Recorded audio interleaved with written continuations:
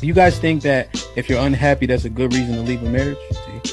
I don't think you're gonna be happy all the time. So I don't. It depends. How long have I been unhappy? Right. Because my kids are seeing that. Right. I think that matters too. Like most don't have nothing to do with people. It don't have anything to do with getting married too late. People don't have the intestinal fortitude for marriage. You get up there and say these vows. It's duty and responsibility, time and pain. It's the kids. It's the rearing. It's lineage and legacy. That's a joke in itself. But is that not part of the kids? So your kids are a direct reflection of you. So if my kids are seeing me unhappy, now what? What are you talking about? Because you said happiness in the marriage, because you just said that kids are part of it, right? Let me explain it to you. You're conflating your happiness with how the kids are treated, right? I'm not even talking about the kids. I'm talking about you being happy, right? I just said that about sex, so don't act like you can't do it about everything else. So now that we have a baseline with that, you can fake it till you make it in front of them kids all the time. Now, kids have discernment. I understand that, but happiness doesn't mean everything has to be egregious in the household. However, we know ebb and flow. Is that a thing, or are we dismissing postpartum? The postpartum depression. Do we have menopause? Right. And so you guys go through these ebb and flow periods where your happiness is intrinsically not working. But that's why I agree. But I'm just saying, but you put it on the kids. Like, no, answer my question directly based on happiness itself. I did, but I said it depends on how long I've been unhappy. Raising my kids in a house where there's no happiness is not selfish. That's not life goals. Just for the sake to say I have a husband. Are you serious? No, you made a commitment under the Most High God, right? Unless you don't believe. Who cares about the commitment if I'm unhappy and I'm dying inside? No, don't interrupt them, Melly. Sorry, Nikki, what you say? I'm not staying unhappy for 10 months. You talking about 10 years? Well, I've stayed unhappy for a very, very long time. But who is going to continuously stay in an unhealthy marriage where you're burning inside, you're dying inside, you done forgot who you are, you done forgot your self-worth, and you're just super unhappy, like depressed to that point, just to say I have a husband and I have a family? Forever. I think that we know how hoes are created. Callie said it earlier. Something about they ain't had their daddy, their daddy didn't love them. That's one. Secondly, most of these hoes been hurt by a man. Just like these niggas that been hurt by women, they become hoes. It's the same thing. Savage. Okay, so this is what I'm saying. Even with what Callie is saying, the lack of love, hopelessness, a deficit, desperation. That's all the same umbrella. I'm desperate for the love of a real man because a man never loved me. So I'm out there searching for the love of a man. But because I don't know how to properly find love from a man because I never experienced it. So now from the worst experience that I've had and the damage that I've had from men, I'm telling you now, I'm only going to use them for what I like them for, because there's no possibility that they could ever even try to love me correctly. And I'm so lost on love, so in the deficit, I'll be desperate. And a lot of women have seen this. The girl come up here, remember the girl that came up here who was cosplaying a man? She was a whole butch, calling the women male-centered up here. You're trying to become them niggas. Talk about worship when you think you're fucking up a storm because you're a man and you're acting like a man. That's male worship down to the ground. So the women who are promiscuous, are we saying they're all desperate? Majority. I'm not saying that, but I know. Yeah, I agree. I feel like in my point in my life, I feel like I was being groomed to cater to him. So at 18, when did you guys break up or stop doing each other? When I was 21, turning 22. So you went for about 3 to 4 years. How did you upgrade him? I think that I gave him a different perspective. Well, you also feel like after you dated him, I upgraded you, and then all these women want you after what I did for you. Bro, he was 18, bro. Like, you grilling him, bro. What the fuck? No, it's hard to imagine an 18-year-old girl upgrading a 28-year-old man, but then you left curious, what could you have possibly really done to a man that age? Like, you don't have no money, you 18, you don't have much knowledge, you 18. But what we're witnessing is cognitive dissonance. So there's no way you admonish the man by saying that you upgraded him and then in another breath say he groomed you. Mm-hmm. Those two things are diametrically opposed, right? And then you said age don't matter. People could be wise beyond their years. However, when Tamia gave you the bail money about you being 18, you're like, yeah, I was just 18. Nah, because remember you just said that you had the wisdom and understanding of somebody older than that, which is what you would be able to bestow on him. Right? Ooh. So these things are conflicting when we saying them. Did you actually upgrade him, or was you mad and talking shit to him because he cheated on you? Are most of us cowards? Are most of us willing to kill and die for our wife and children? Are we willing to defend ourselves? Do we know what it looks like when shit is hitting the fan? Do we know when danger is actually upon us? How many dangerous situations have we been in to tell? Do we know who we are in these ways? I'm gonna just tell y'all this. If you are in a real life situation and a person approaches you after an aggressive conversation, get yourself in a position in which you can defend yourself properly. So don't stay in a position that doesn't give you any advantage but put you at a disadvantage. Don't ever do that. see people picking and choosing, you know? So if I'm going to approach you in an aggressive manner, then I should stay that way. Or else you look bad. That shit look corny. That shit don't look good for men. Because it's like, damn, is there a low-level threat of violence between men for real? But that's the word. We pump faking. We half stepping. That shit take away from our strength, our bravado, when we don't know how this shit's supposed to go. So this is a thing that I just been trying to process, man. Don't sleep on nobody. And be ready. Be ready as you can. The man says he got cheated on, and you tell him he's the reason why he got cheated on because she didn't feel like she was getting enough emotional support from him, and you justify him getting cheated on. And like I said, that's unfortunate. But the person that he got cheated on, you would have been like, "Girl, that nigga ain't shit." No, first of all, you don't know me, so you don't know what I would have said. I would have asked, well, what happened? What did you do?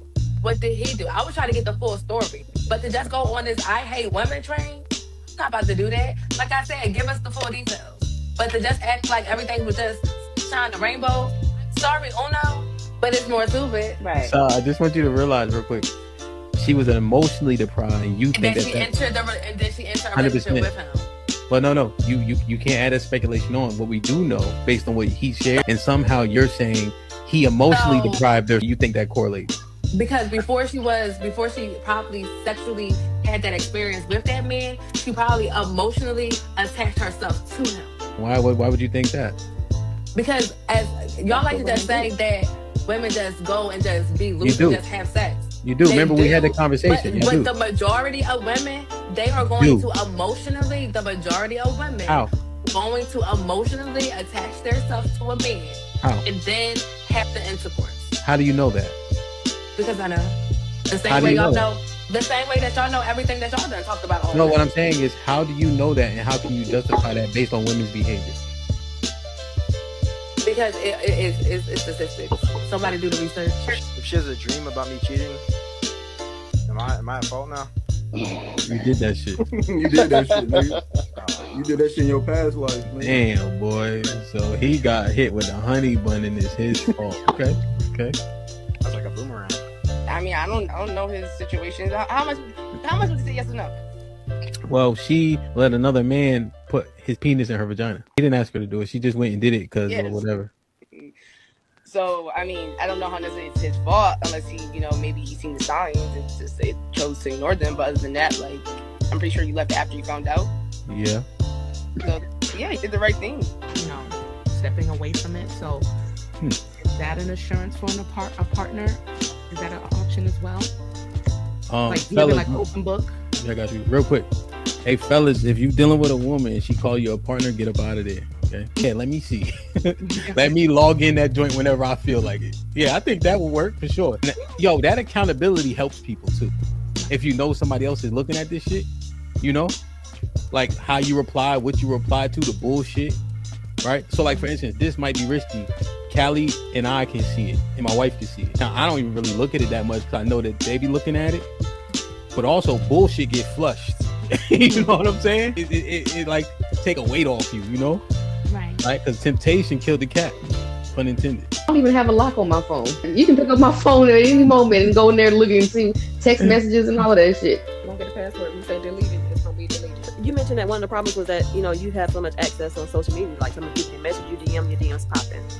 Him looking at it, is that going to satisfy him that it's confirmed now, or is he just trying to confirm whether or not you're responding back and cheating? The con to that is that he gonna read all that shit the wrong way for sure.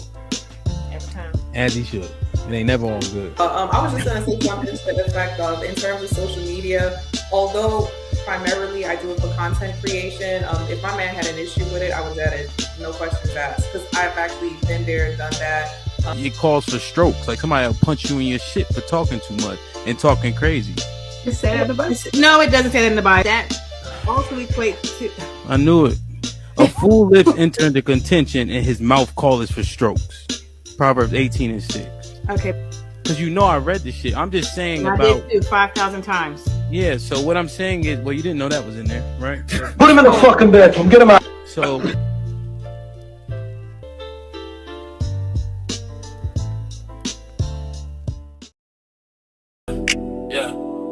Broadcast.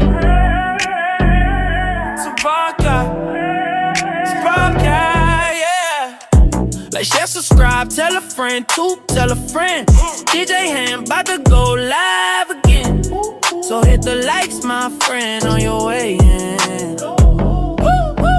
First off, salute the chat. And to all new cousins, welcome back. Heard you searching for the real, well, this is where it's at. The latest topics and panels and brother, don't get sent to the bathroom. We got all the stats to back the facts in the morning or the afternoon. Tuesday, women's POV, 2 Fridays, dancing jamming tune. It's a community of real, and we better than the world news. This might be risky, I hope you know. This might be risky, let's go, let's go. This might be risky, no, I love you, real, I love it. This might be risky. Salute to DJ Hamp, it's time to start the show. Salute to DJ Hamp, it's time to start the show.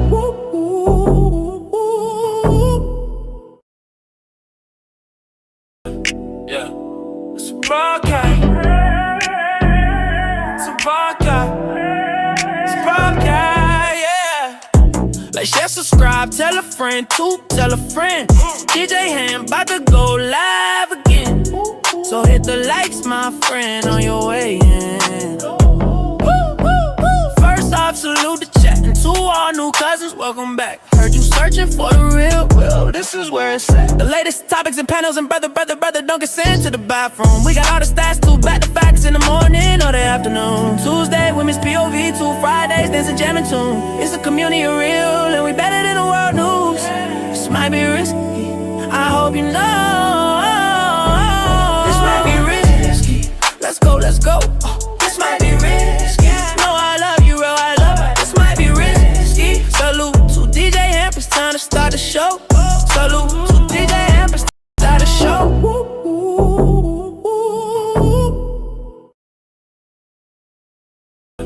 Yeah, it's a podcast.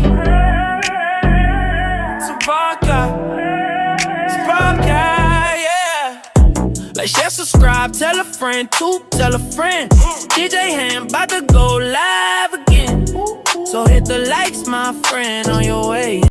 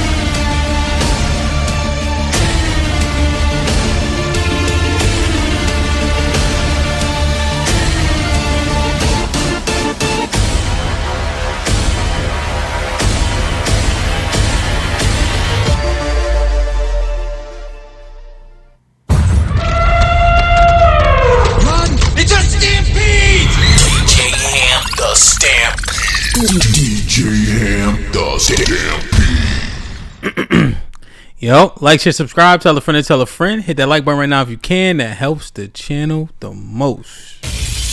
Relly Rel, what's popping? You Wampy?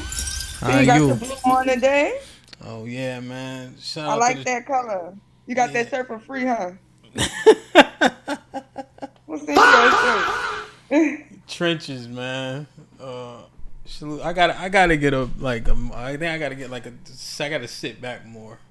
But yeah, salute to the trenches, man. You know what I'm saying? Make sure y'all go get yours and all that. Feel me?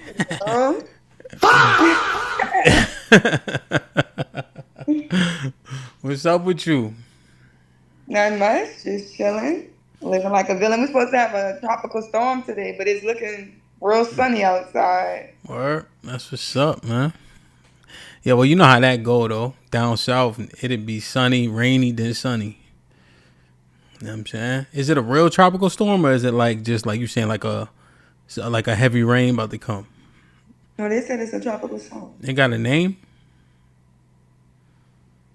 I think the people storm was calling me and telling me about it.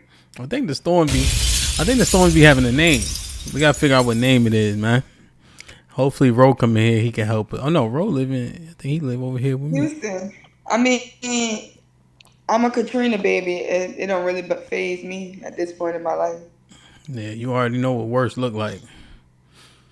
You know what I'm saying? Ain't that damn sure ain't no tropical storm. I'm gonna be outside in the storm. Oh, they said his name is Bertha. Okay. Bertha? Yeah. Okay. They named a boy Bertha? That's crazy. I gotta change the blur setting I got. Anyway. Your nose all tiny today. You must have took a bath. Nah, man, I don't know. I ain't messing with the camera too much today. I've been messing with the settings. I got a different lens and shit, but I had got in late from the gym, so I just sat down kind of. You gotta get cheeky to fix your lens. Yeah. He helped me, but his camera's a little different than mine too. So the settings are a bit different, you know. But I got it, and then there's a lot of YouTube tutorial. But one thing I came to terms with is I ain't gonna break nothing. You know what I'm saying? Like, you're just hitting buttons, and then you just redo the button. You know what I'm saying? Like, you just unhit that shit, pause, and I fix it. You know what I mean? How you feeling though? How was your weekend and all that?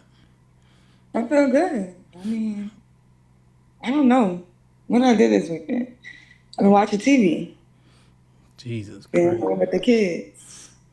Nigga, you better fill your weekends up with more shit. For what? I'm a boring person. I like being bored. Yeah, I like chilling too. Like, she be like, I'm gonna take them to the beach. I'm like, it's like a catch-22, you know? Mm-hmm. She'll be like, yeah, stay home. But then she'll bring up how I stay home. You see what I'm saying? So it's like, but you know what? I don't even tell people that I'm going. Like, my rule of thumb is if I change my mind at the last minute, it'll be a surprise. But I'm saying my wife. I'm saying yeah. But then she be like, see, you didn't go to the beach with us. I'm like, wait. Because you said you was going to go. You see what I'm saying? Then you changed your mind. I don't say I'm going to go. Or you don't say you... No, I don't. Oh, Shay, what up?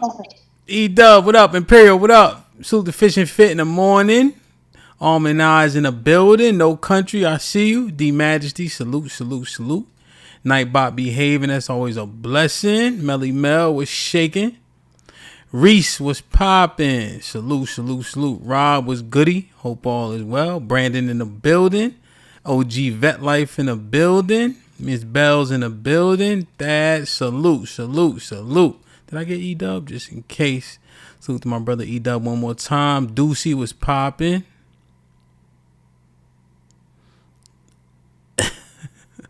Alright, cool. Chief, salute. Yeah, man, salute to 2K and all that. You were last night, right?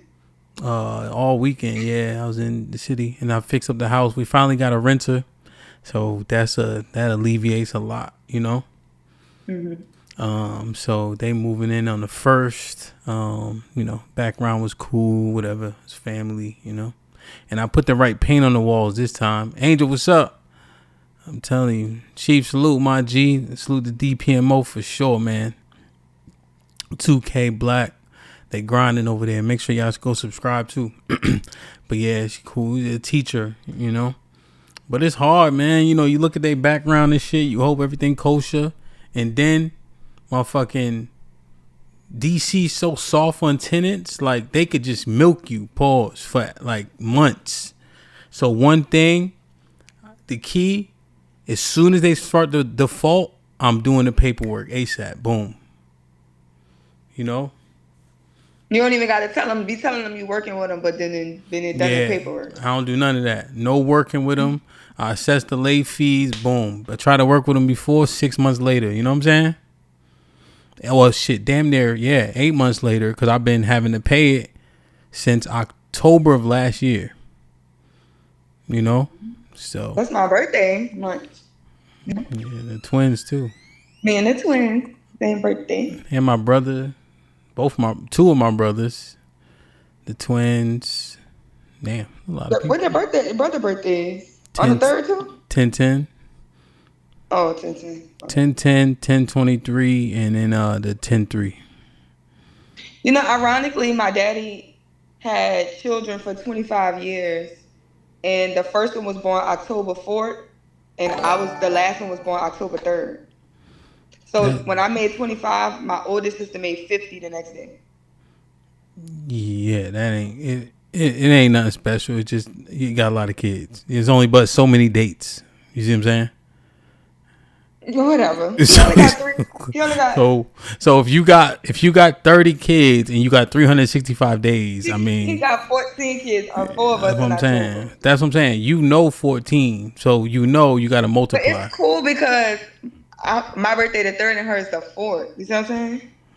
Yeah, I see what you're saying. I'm just saying, right? Don't think it's no special shit. It's just that special. When you got that many kids, there's bound to be days that are close. You know what I'm saying? Salute the Pod Dukes, but yeah, look, no. It's special. He just shooting. That's it. That's all that. Ain't nothing special. My daddy descended of Father Abraham. He had many sons and daughters. You know what I'm saying? Yeah. And then that's where it stops. And then he just shoot. That's it. Let's start this shit. Salute the Pops, man. Aaron, Shalom, Judge Righteously in a building. Okay, thank you, Alman. I just had Bertha. AL was popping. Edward, we see you. Thank you for the edification. Shah, what up? He said Monday's show about to be. Wait, did you add them permanently to Monday's show? Come on, man. You gotta let me make an announcement, my nigga. You can't just ask announcement questions. Jesus Christ, man. You in that Beetlejuice shirt, man. Mrs. Vontae was popping. Call me Queen T in the building. Beetlejuice shirts be white with black stripes. Whatever. Top Hat was goody. Pizoink was popping. Yes, Will. Oh, it's okay. You stay home. It's fine. You ain't come with us. I'm like, this nigga is a fucking schizophrenic. Tyranny was popping. Tiff in the building. You all ready? CC was goody. Mr. Wake and Bake, my brother Key in the building. Tyson, what up? Harrison, I see you. Good to see you. They're rolling in early today. Yeah, man. CC. Dr. G in the building. Matt P was popping. Been a member for 30 months. That's like the whole iteration of This Might Be Risky. It's like the whole time. Salute. Quincy, what up? Callie in the building, putting in work. Facts. Miss Blackberry, that shit is so exhausting, man. And if you don't get it exactly right, oh my God. JT, what's up? Good to see you, man. I had a good workout today. Homeboy was popping. Like, I feel tired, like exhausted kind of, but good though, you know. Mr. Williams in the building. J Money, what's up? Yeah, you're right. It's taking me a long time to get through these shits. Cheeky was popping. You think so? I don't know, bro. You know what I love though? The chat is definitely divided. Like, it's definitely divided. Like, it'd be like, yo, we going with, like, let's say, just hypothetically, Mr. Fantastic is on this side. Let's say Cheeky on this side. It's pretty, like, even. The comments it's interesting as hell, son. Like, it really is. I can't hear you. What'd you say? Still can't hear you. I cannot hear you. Y'all can hear her? Oh, I'm on mute. What'd you say? I said, they be hating Cheeky in the chat. I be in the chat. Huh? I said, they be hating Cheeky in the chat. Yeah, no, there's definitely a portion of people who can't stand Cheeky. Which is so ironically because throughout, like, his YouTube history, he's always been, like, a more favorable person. He is. That's the thing, though. It's a portion, just a portion, you know? So it's interesting dynamic, you know? And I think the timing is perfect because, like, how, like, everybody has rapport. Like, everybody literally shook hands, met each other before, you know, shit like that, right? And so even when they start going up, it don't go to a point where you, like, you know, niggas start calling each other like names and all this other shit. So it's like a perfect balance of, you know. That's great when people could debate without the disrespect part. That'd be great. Yeah. Jay Miller, what up? What's poppin', Rel? You ready?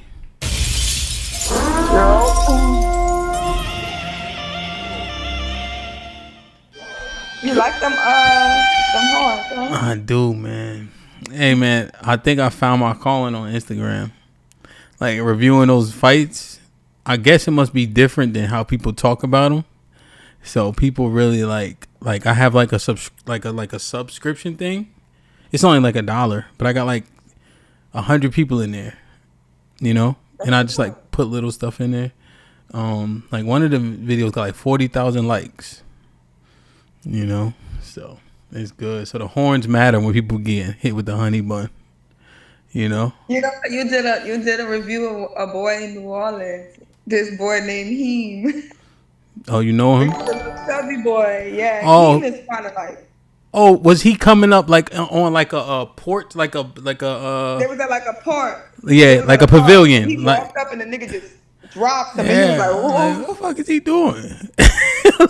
Like he was not ready. You know what I'm bro, saying? he's just a clown. He do anything for attention, bro. Bro. But he one of the hottest food critics in the city. Really? So shout out to him. Yeah. He seemed cool. He seemed like funny. Like when he got hit, everybody was like it wasn't serious. It was just dumb looking. No, because it was staged. It was staged. Oh, okay. No wonder why he wasn't hurt. I'm gonna tell you though, you can't fight, right? But if you have to, throw the brick, okay? Straight right down the pipe. That's it. Okay? Straight right down the pipe. You bound to score. You can't fight either? No. I could just beat y'all. So just beat us? Yeah. So straight tight down the pipe. That's the game changer, man. Let's get into it. Run! It's a stampede! DJ Ham the Stampede. DJ Ham the Stampede.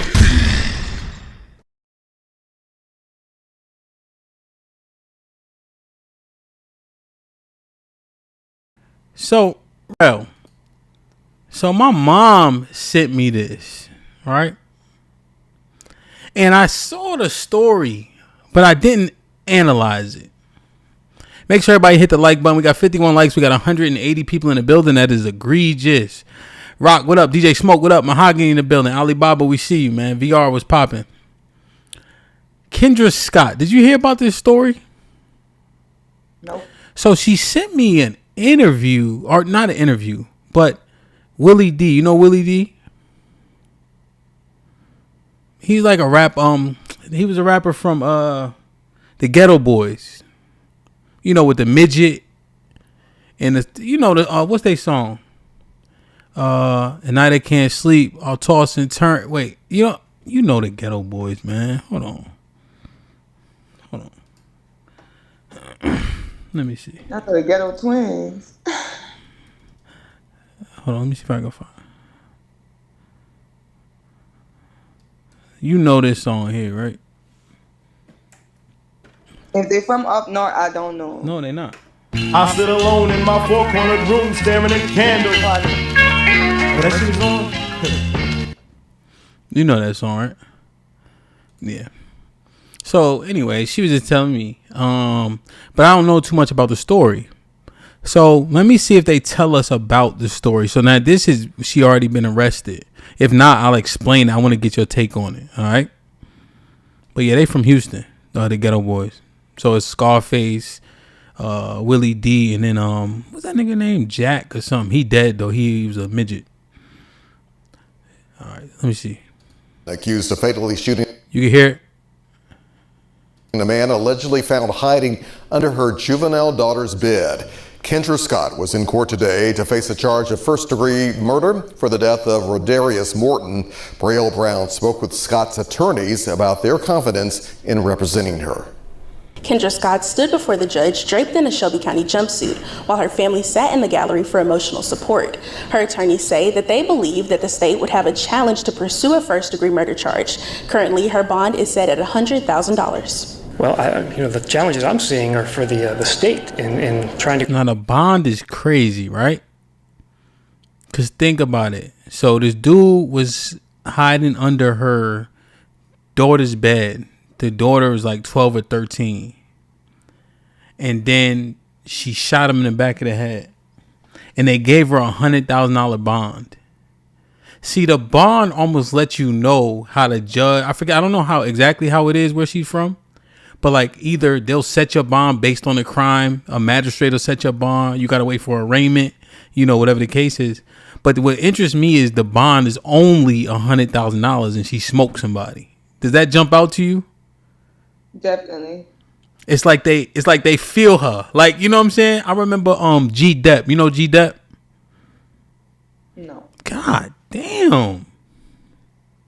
How you don't know nobody? I'm from New Orleans. Like we know New Orleans. We don't really worry about the rest of the world. Yeah, but G Depp though. You heard this song before? Jesus Christ. He's in a rock wall.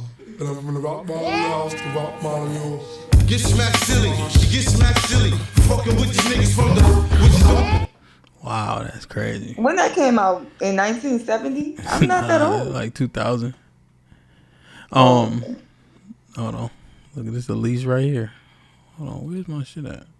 Ironically, remember what I always say, Hamp? I said, before people start talking money, they need to save $10,000 because all your problems is $10,000 for real. You know how much you need to get out of jail right now? 10,000. Yeah. All right, so let's let them finish right here. Ready? To go forward on first-degree murder charges. You've got a woman who is kind of living out your worst nightmare as a parent. This is the first time your news leader is getting a look at Kendra Scott in person for her bond hearing. She was also ordered to stay away from the victim's family. Scott is charged with fatally shooting Rodarius Morton at her home along the 3000 block of Travis Road. She reportedly told investigators, quote, "I did what I had to do." To expect anybody to be able to act in a cool, calm manner, premeditate any sort of action, is just unrealistic. I think even the best of us, the worst of us, any of us, would be acting irrationally given this set of circumstances. Morton died from a gunshot wound to the back of his head. Investigators say he was allegedly invited to Scott's residence by a juvenile and entered through the back door at 1 a.m. Scott's attorneys say at this moment they are unsure if the state's new stand your ground law will play a part in this case as they await doorbell footage and an autopsy report. I don't know enough about what led to the actual shooting. I don't know if there was a scuffle. I don't know if it was an accidental discharge. I just don't know. The juvenile told police Scott previously told her if she saw a boy in the home, she would shoot him. It's my understanding that Ms. Scott did not know this person. The daughter. And I don't know how they met. That's something we'll look into. My guess is that this was somebody who was looking for young people online, and he found a vulnerable 13-year-old, and you know what happened next. Scott's next appearance in court will be August 3rd. We'll be sure to keep you updated both on air and online. Reporting for your news leader, Braille Brown, WREG News Channel 3.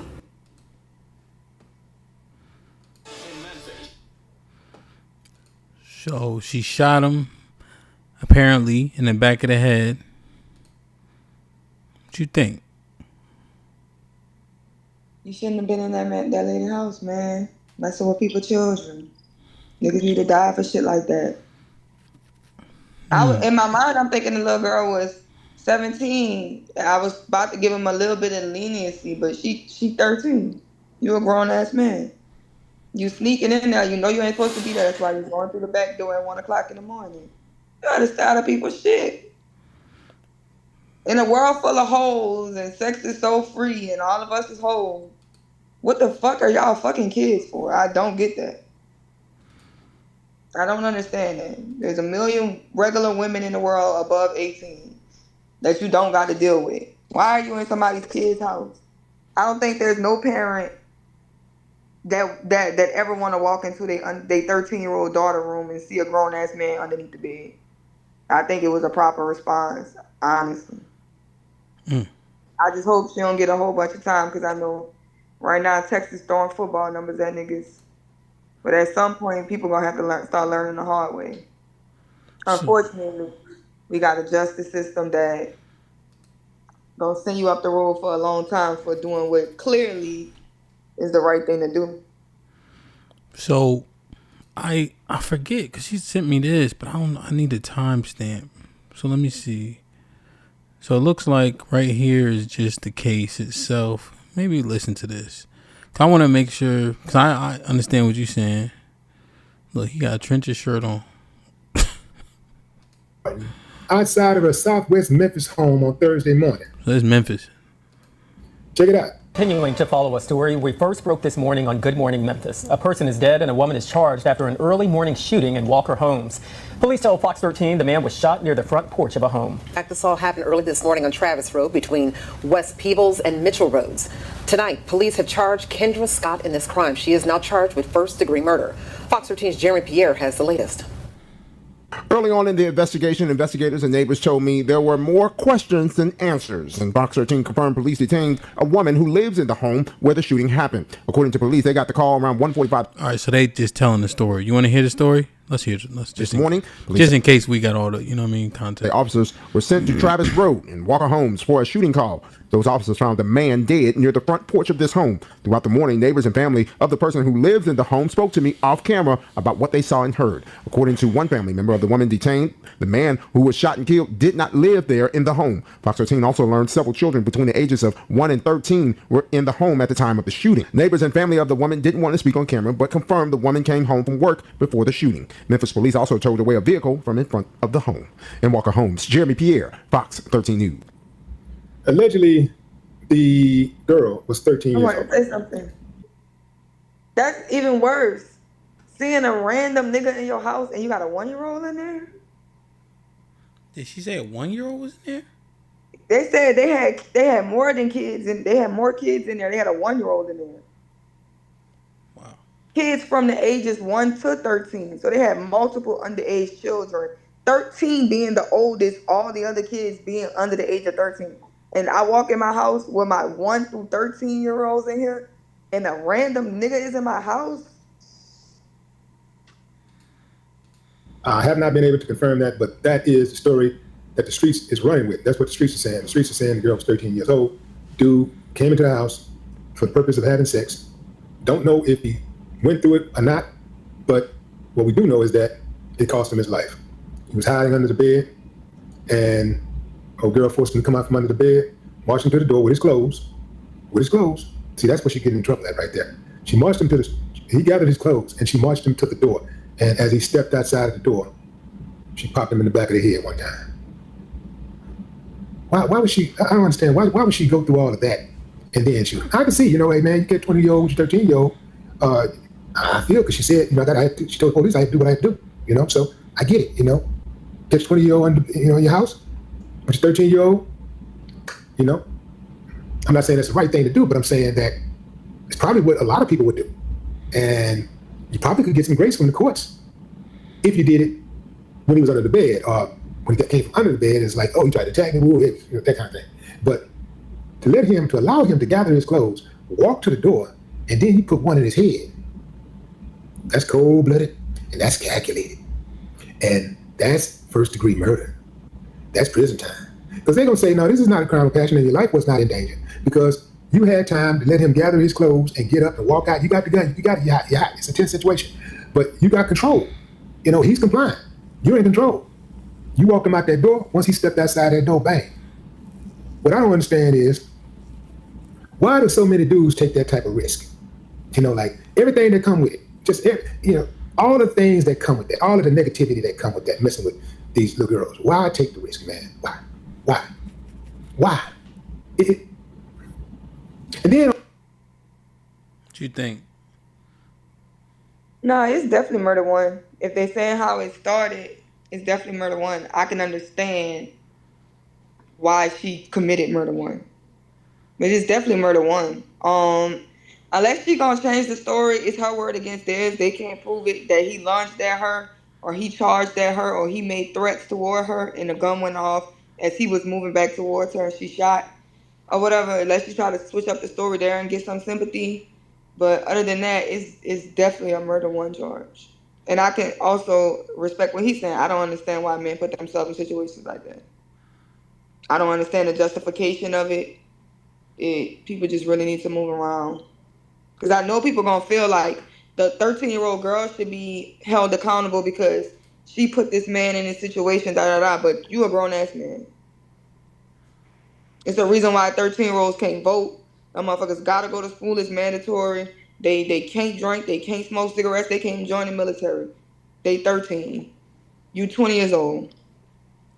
It's a whole different wavelength. It's the responsibility on your back.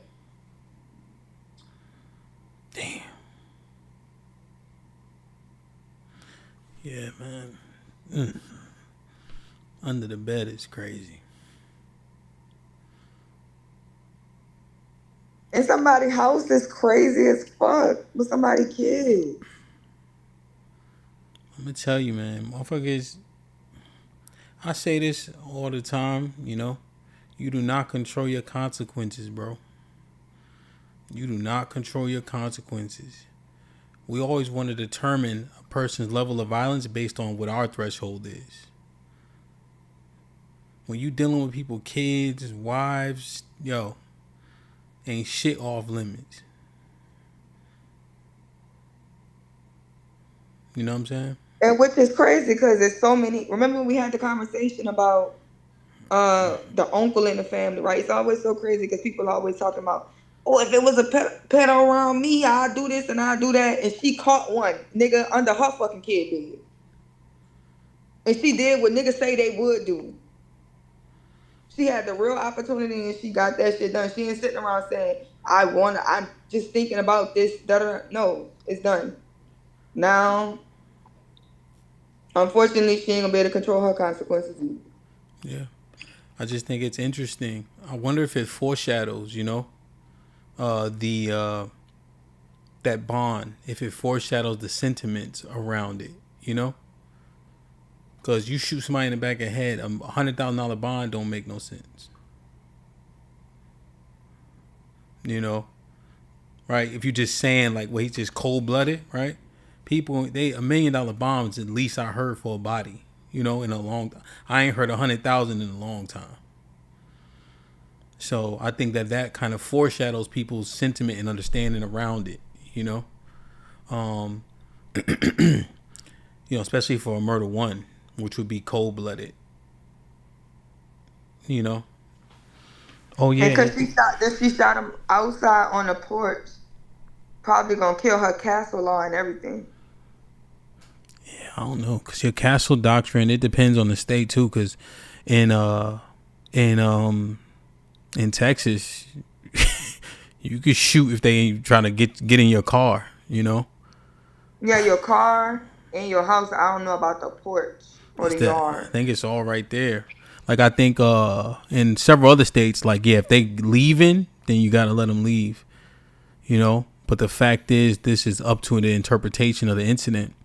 And that Ring Camp radio doorbell, that may tell the story, you know, as we go further into the case. But yeah, man, you don't control your consequences, that's for sure. Point blank. Especially dealing with people, kids, boy. And then Willie just said, why put yourself in that situation where you a grown up and you got to hide under somebody's bunk bed? Shit crazy, bro.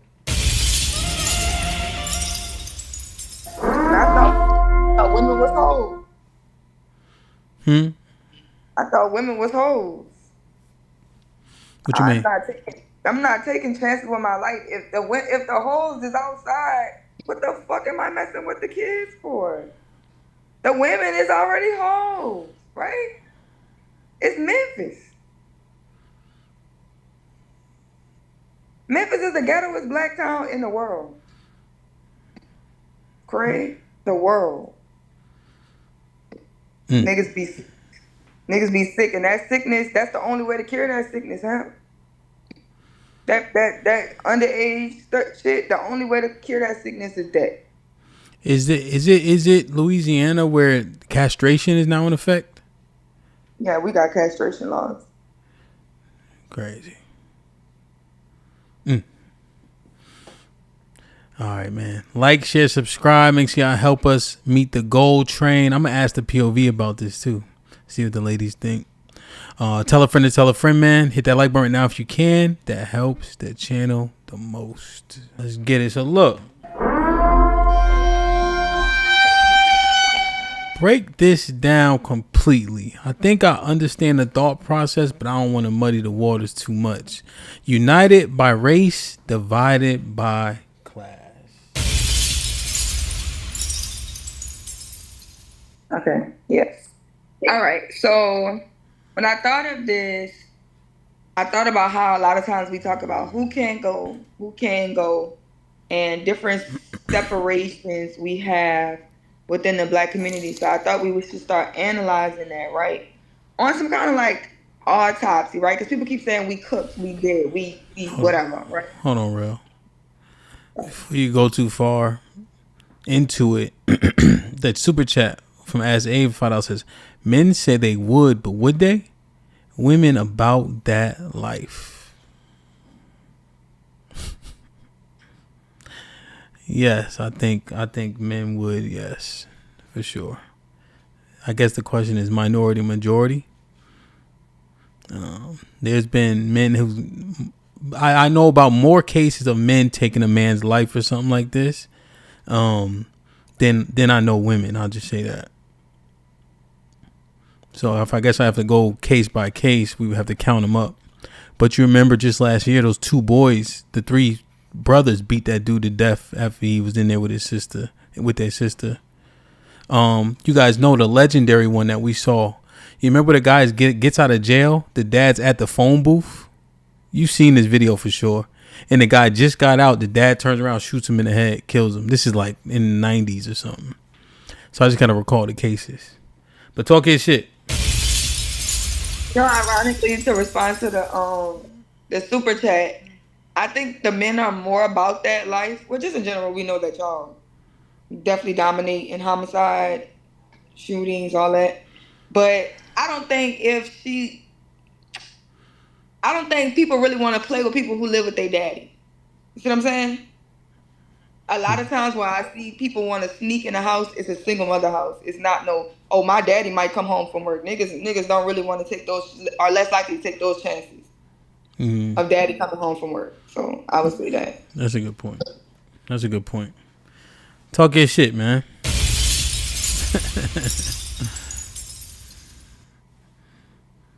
Okay, so yeah, so I was saying like just the separation and things like that or whatever, that we just go through within the Black community. And I think one of the biggest things that we do is class, right?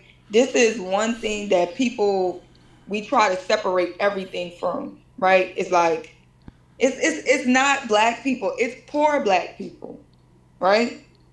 That's kind of the narrative or the notion. Like, it's not all Black people, it's Black people, which means the upper echelon of Black people, and then it's niggas. That's what I'm picking up when people say, I'm not, it's Black people, then it's niggas. But what they're saying is people with money and it's people without it. It's haves and it's have-nots, right? So it's like we hold this dark history together. We hold oppression. We come from the descendants of slaves, discrimination, setbacks, stereotypes, propaganda, the war on drugs. All of these things affected us as Black people, right? The propaganda and stereotypes made about us, we automatically are affected by it because of the color of our skin. So even the people who get into certain positions feel like, it's a common saying to say, we have to work a little bit harder, 10 times harder to get in position because of the color of our skin, right? Or when people say, I train my kids and tell them, don't act like your white friends when you get with the police, because we're always overcoming the barrier of our complexion, right? So I saw Dr. Umar saying something and it hit me. He said, Jay-Z is one of the richest Black men in America, right? And they got a crackhead on the corner. If something happened to Jay-Z, if something happened to the crackhead on the corner, the Black man that's a crackhead on the corner, they got to go to the same white hospital. Even the richest to the poorest, you got to go to the same white hospital. If y'all need to travel the world, y'all got to get on the same white airline. If we going grocery shopping, Oprah got to get food from the same white grocery stores as the poor Black people, right? So hell no. As much as people think they moved away because they built the capital or built the resources individually, it's not showing up on a grand level in America. You see what I'm saying? Wait. Is the well? What did he mean by same? Because the same would be who owns it, but the tier is extravagantly different, right? So Hove is not going to Providence Hospital. He's going to the hospital in Northern Virginia, as an example. You know, he would go to Johns Hopkins. He's not going to the hospital around the corner. No, I'm not saying, I don't think he was saying that. He was saying, like, it's still a white institution. And the formulas and everything that they come up with is not actually designed for black people, the medicines or anything. When they're doing the research and they're studying research, it could be, hopefully it worked for other people, but the care and everything that you're going to deal with is still a white institution that you're dealing with. Right? So, like, let's say, you know Hitman Holla, of course, right? Well, I guess I'm just trying to understand what Umar was saying, right? Because Magic. Want the clip? No, I understand what you're saying. I'm just breaking down what he said. I understand you're saying what he said. I'm just breaking down what he said. Magic Johnson is the first nigga we know cured from HIV. Magic Johnson had HIV longer than you've been alive. And really? That nigga he fat and everything. You never think you'll see a fat nigga with HIV. He fat. Because he got money. Right? Like, is that... So what is Umar... So I guess what's his point? What's he saying? So because these are white-led institutions, it means what? The degrees of separation aren't real? Yeah, he's feeling like the degrees of separation aren't that real just because we at the end of the day, we don't run the institutions or we don't run the industries. So he's saying if we got all these black billionaires, we should have one black hospital, at least. Yeah. Or one major food chain for black America. Okay, so what is this? So is he talking about strictly ownership, right? Because as an example, Red Lobster has a black CEO, right? And it's a board of directors that run it, right? It's a publicly traded institution. If you go to Howard Hospital, 95% of the people who work in Howard Hospital are black people. From the doctors to the administration, etc. And oftentimes these things are either owned privately by the school, which is a HBCU, or by the city, which has never had a non-black mayor. So what? And then everything is paid by taxes. So what's his point? You see what I'm? That was his point. I don't think I even watched the whole clip, but I was hearing him say that, right? And I saw another boy who he went like semi-viral. He was saying this. He was saying we have like 45 million black people in America, right? 45 to 50, because everybody ain't in the census, right? And he was saying, what if we all donated $1 every month for 12 months? We had a treasury over the money. We could build black hospitals. We could build black schools. We could build black grocery stores with that. So the larger point within the black versus the class thing is that we actually already have enough buying power, spending power, resources, black millionaires or billionaires in the black community for us to have more infrastructure than we have. I got you. Now here's where his argument falls, is because we tried that with him. So what happens when you have the... Oh, no, this was a different boy that said that. Okay, yeah, but you can use the example, right? The bourgeois, right? The people with all the degrees and all that. Somehow we can't maintain the shit that we do have. Why he can't produce a school? And Q Butter at a lower, he just did it smaller schools, got 2. Why when every chancellor at the HBCUs, why the fuck they keep stealing money?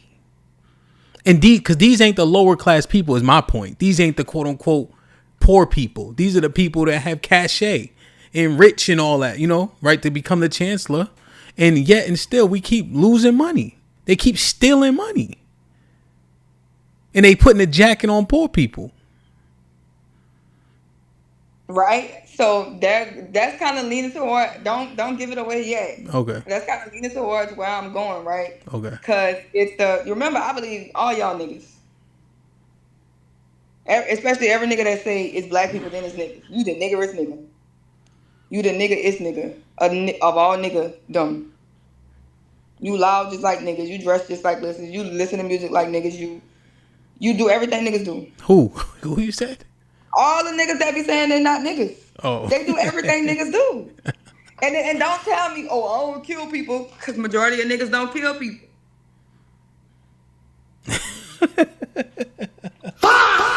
That's not what majority of niggas do. Don't say I don't sell. Don't go to criminality, because the majority of niggas ain't criminals. Y'all said that, right? Yes.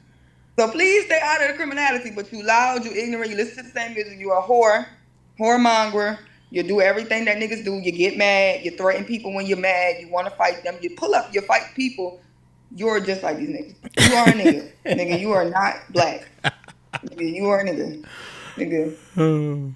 I'm sick of niggas talking about they ain't niggas. Nigga fatigue. Nigga, you're sick of yourself, and that's projection, okay? Right? Okay, so... yeah, so it was basically like in the black community, we don't have an energy source, a food source, or a water source that could actually tangibly feed the whole black community, right? Because we be screaming like boycott Target. And you know, Jay-Z did a verse because they was telling, you know, Jay-Z dropped some exclusive shit in Target and they was going hard on Jay-Z, and Jay-Z was like, well, you know, Google on Facebook, they got Meta, Google on YouTube, so y'all still on YouTube, y'all still on Facebook, y'all still on Instagram, and y'all really think y'all boycotting some shit? Right?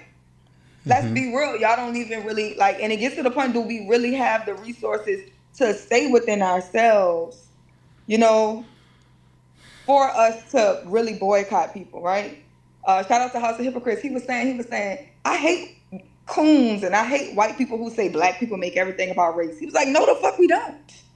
We wouldn't fuck with y'all if we made everything about race. Maybe niggas need to start making everything about race so y'all could see what it would look like if niggas made everything about race. Niggas is spending duckies with y'all. Niggas is holding y'all whole infrastructures up. Niggas is giving y'all money. Niggas is with y'all all the time. How the fuck is we making everything about race? Black people make everything about race. Tomorrow we shut down every Chinese restaurant in the whole neighborhood. No, that's... Ain't nobody coming to no Chinese restaurant, no hood from no burbs, nigga. Yeah, I think people speak foolishly, right?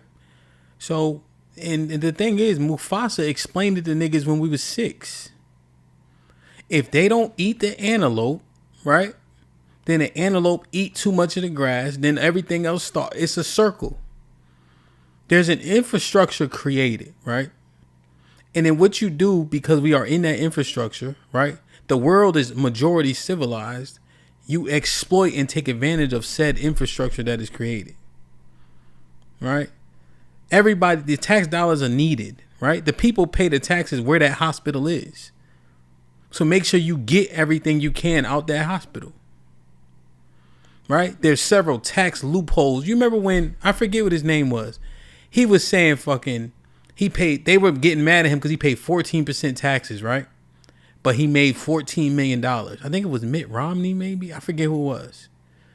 But based on how his money was being made, that was the tax rate, you know? Mm-hmm.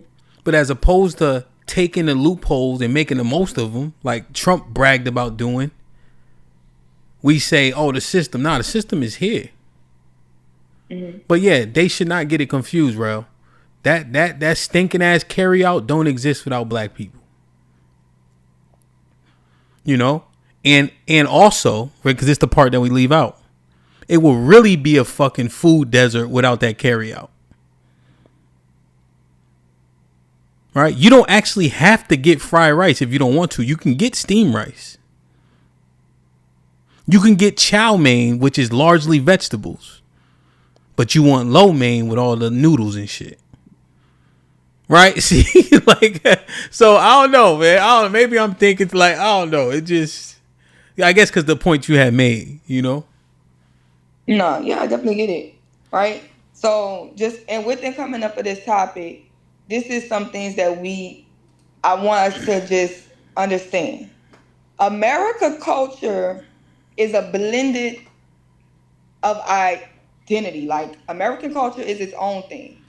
Even if when we see like second generation immigrants, third generation immigrants, they're nothing like where they come from. Motherfuckers get real Americanized. American really blends your culture and kind of erases your identity. And a lot of times when people feel like they're black more than they're American, it's as if you trade in who you are. Like, sometimes when you meet Chinese people, they have white names. Like, no, that's not. Your name is not Sarah. What the fuck are you talking about? Why would somebody name a Chinese girl Sarah? The Africans do that too. The Africans, right? So you trade in who you are for your piece of the American pie, and the American pie is the whites only pie. But we gonna do whatever for that whites only pie. Remember that on Life? Yeah, whites only pie. Niggas is just gonna do anything for that whites only pie, and it's because in America has a hierarchical system, and they have placed black people at the bottom of that system, right? Mm-hmm. And people don't want to accept that, and they'll say, first, what you know what the first thing they're gonna say? What about the Mexicans? Who runs Mexico? Who runs it? Mexican men. Now, whether you want to say it's the government or the cartel, they all Mexican. Their power structure is being ran by power structure. You go to Asia, Asian men are running Asia, and a little bit of Africa. So it's a total different thing. So whereas we're here, this is our shit, and we're not running it, right? So America placed us at the bottom, and then we have this situation where the cream rises to the top. You're rich. The upper class of black people, the cream de la creme, right? And these are the people that have a lot of critiques for black people, but not really no concern. How do you know they don't have concern? It's no real concern. It's just critiques. That's just what I see. I'm saying, how do you substantiate that sentiment? Because it'd be the same people that's just like, I'm not doing shit for nobody. I don't give a fuck. They better tied up with their bootstraps. They don't even want to admit that people can't get out of these circumstances. People believe, like, I don't believe there's nowhere for us to go. When I drive around New Orleans, I go into gated communities.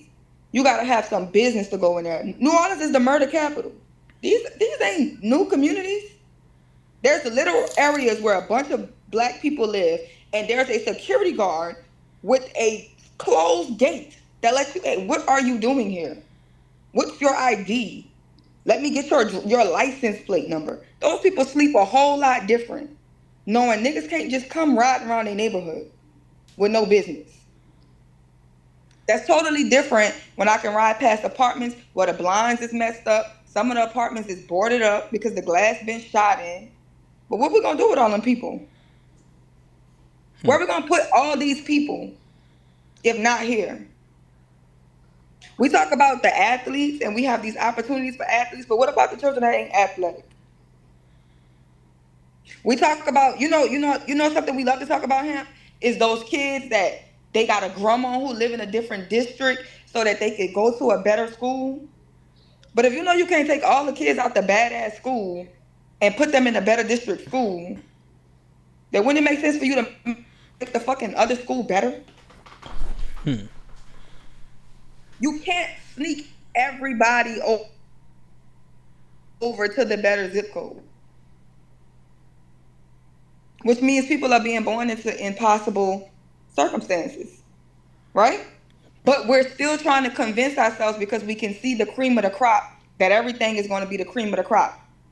Nothing is designed to be for everything to be the cream of the crop, or it wouldn't be the cream of the crop. So, but we'll believe that that's evidence, right? The white boy, when he was up here the other day, amount of delay. No, go ahead. Oh, the white boy, when he was up here the other day, he was like, "Well, hemp, you're successful. So don't you think that every black person should be successful? Cause you're successful." The white boy said that? Nigga, everybody not hemp. Yeah, Dusty, the one that be saying he's Dusty. He was telling that to you and Willie. Oh, yeah. And that's what I was explaining to him. I think I used the example of the book of like outliers. Everybody can't be Bill Gates. Mm-hmm. You have to have certain things in place. Yeah. So we have this idea that everybody can be some type of outlier. And that's just not true, right? Like I said, the caste system that you're born in is the caste system that you typically are going to die in, right? And you think, okay, yeah, they're poor, they're born poor, so they're just going to stay poor. Don't the middle class stay middle class? Niggas could be born with $100 million and they'll never be billionaires in that lifetime. And they're the closest to the B. But they never. So if the 100 millionaires are staying in that bracket and aren't able to work hard enough to get into the billionaire status, why do we think that a bunch of poor people are going to become rich in this system that we currently live in? So what do we do with that? So what I realized is, as black people,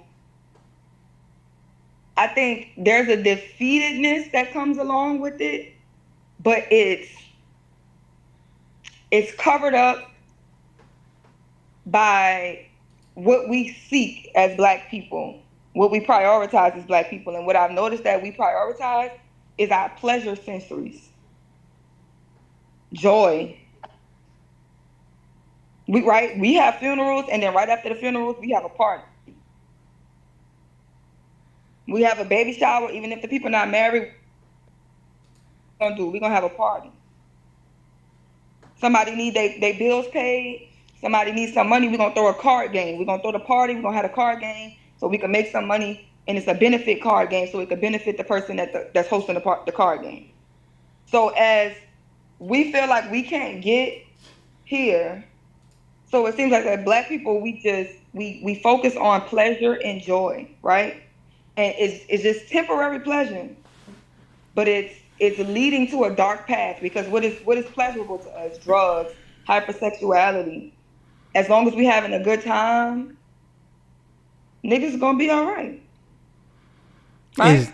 I couldn't gas tank on E, but all drinks on. You know, that's the type of thing that we have going on right now. What? Now, where does this go? How do we relate this back to the classes, though? So, do poor and rich people emote the same way in these same instances? So, at a funeral, do poor families not eat and party? Do only rich families eat and party? Like, how is it? How does this work? No, they're both eating and partying. So you think that the money? Rich people might. Okay. Go ahead. Am I on a delay? Yeah. Okay. I might need to fix it. But yeah, so the thing about this is just that the poor black people, when we start to really look at it, all of us kind of are the same. We just so happen to have different money. Right? Because other than the joy thing, black people have a lot of hope, right? And that's bringing it back to what we were saying about Umar. There's not like black people are not trying to get ahead And then we run into niggas like Umar. We run into Christian pastors. We run into niggas in the conscious community. We run into the scamming niggas. We run into the Bitcoin, Forex trading. I could fix your credit in 3 days type niggas. Looking for some type of, because when you born into a reality where you truly feel like you can't escape, you go into escapism, which is the only real addiction is escapism. Everybody just have different tools to escape. And black people will get swindled thinking that we can fall into it because we're the easiest people to exploit. But I think that as much as we get exploited, that should show evidence that we actually do want better. Right? But they'll tell you poverty is a mindset. Poor people are poor because their minds. But why are they getting taken advantage of the most? Because when opportunities are coming, they're trying to jump on the opportunities and people knowing that they can take advantage of them. And then the thing is just that people don't necessarily get to choose what situations they're born in. You're born black and poor in America, you should be deprived of certain opportunities in America. Right? You should be deprived, and you be deprived of a certain quality of life. And as you grow throughout your young ages and things like that, we don't check slumlords. I don't care how fucking poor these people is. Why do you have your apartment building looking like that? Nobody checks them niggas. You still getting paid. You going up on your rent, but your houses are falling apart. But y'all have people living like that and then expect them not to be savages. Well, right? Yes. But the exploitation thing though, isn't that a state of like a mind frame? The mind frame that's easy to exploit, it has to be in the mind. Like your circumstances make you ignorant to people taking advantage of you? Or do you look past being taken advantage of because what's on the other side of it is just more valuable? Like, do you think black people that go to the check cashing place or get an advance or a title loan, they don't, like, are they ignorant to the exorbitant interest rate and the payment before the payment and all that? Like, nah, it's just desperate times call for desperate measures. So people, you are born into desperate situations and people keep you in desperation because desperate people do anything. Damn. See, that's desperation on. I hate a desperation on anybody. Niggas will do anything in desperate situations, bro. Desperate situations calling for desperate measures is the reason why shit don't be adding up for real. That's what I'm saying. I'm thinking, bro, we are ignorant to things. See, here's the problem. Now, we talking about black community, you know, but the poor populace has this issue, right? But black people is what we focused on. We will buy a thing with a 50%, it could be a 50% interest rate as long as the payments are affordable. So they'll tell us, hey, every 2 weeks you can pay $200. We will take that and say it's only $200, right? i.e. rent a center. But over the course of 24 months with a 50% interest rate, that thing that is only worth $1,000, you're going to pay $5,000 for. But as long as you can afford the payments, that's the thing that unlocks that door for you. That's just plain out ignorance. Because all people can, it's no bigger picture. All you can see is the day to day. It's what I'm gonna do today. What I'm gonna do today. The long term thinking process is just like we're not being programmed to think long term at all. It causes a real deficit. Like, right, me and Mufasa was talking about this a long time ago, right? Because, you know, niggas be doing anything for attention. But when you think about King Von, right, the rapper, King Von died at what, like 25, 26? Yeah. And people always say, why are y'all selling poison to y'all people? But what if the contract that they signed entails that they die at 26?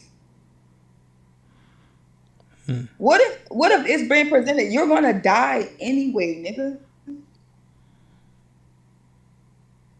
Because I was saying they have the music companies, as much as rappers die, they have life insurance, big life insurance policies on these niggas.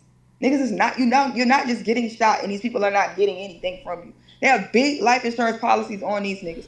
So that's just what it is. They don't need to think long term, because a lot of you, when you're born in survival mode, as long as you're in survival mode, you ain't thinking about next year. You think about tomorrow, the next day, the next day, the next day. And Black people in poverty are just born into survival mode.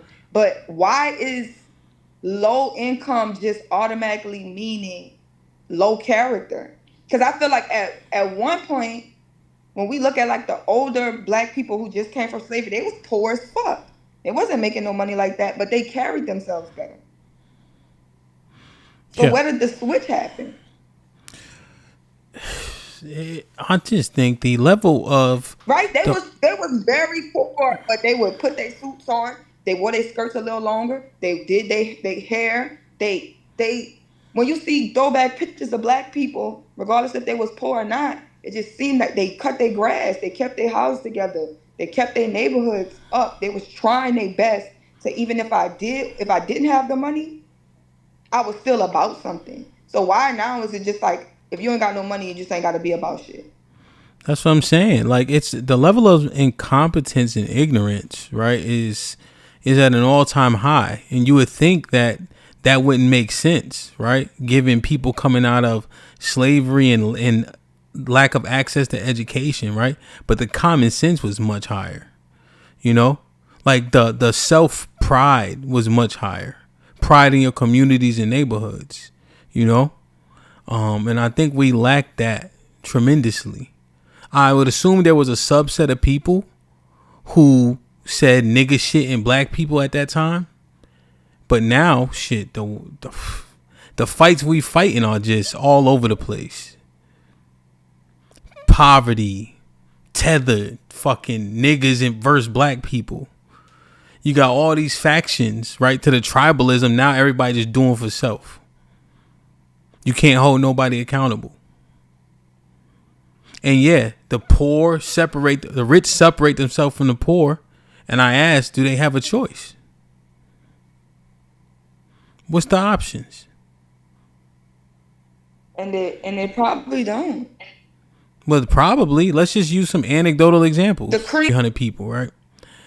Chinks Drugs had to get some Chinese food in the trenches. Young Greatness had to go to the Waffle House in the trenches. Fucking, what's the dude name? Light skinned nigga that got shot down there in California. Had to go to Roscoe's in the trenches. What's his name? Talking about the marathon nigga? No, not Nipsey.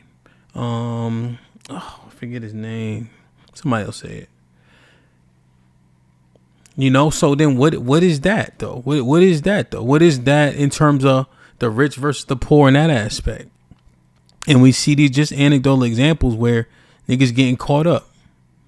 What's his name? Lil PNB Rock. Yeah, that's what I'm thinking. Oh, PNB Rock. And I wouldn't even think about the rappers, because I feel like a lot of the rappers, they be doing their shit. It's like when a street nigga make it, the streets gonna catch up with you. So I feel like they live by the gun, they die by the gun. Y'all niggas ain't. That's street culture. But what I would say is more like Black dentists, Black doctors, Black engineers. Them niggas is paying a pretty penny to stay away from niggas. I'm telling you that they neighborhoods, they would rather pay more money because they know poor people can't afford to live in my building. So the apartment, $4,000. minimum. The biggest apartment, 8,000. Ain't anybody just can't come in this building. They make the parameters harder, right? So it's like, should we have this hatred for the upper class people? Because when they see people in poverty, they see how like yeah, we poor HAMP, but why are you pissing in the hallway?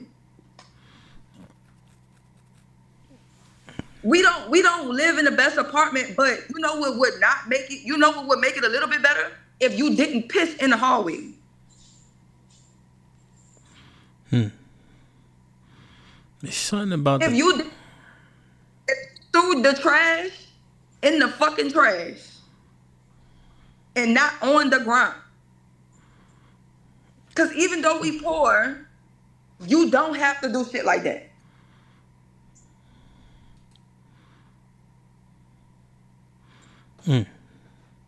You don't gotta do shit like that.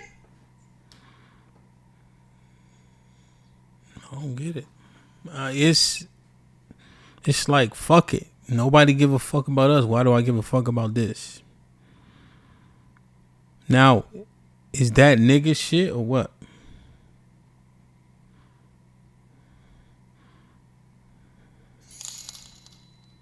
Yeah, that's definitely that nigga shit.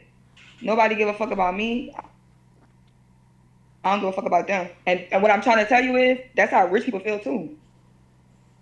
Because a lot of times when you be black, you be, nigga, I got it out the mud. I got up here. I climbed these ranks. I did what I had to do.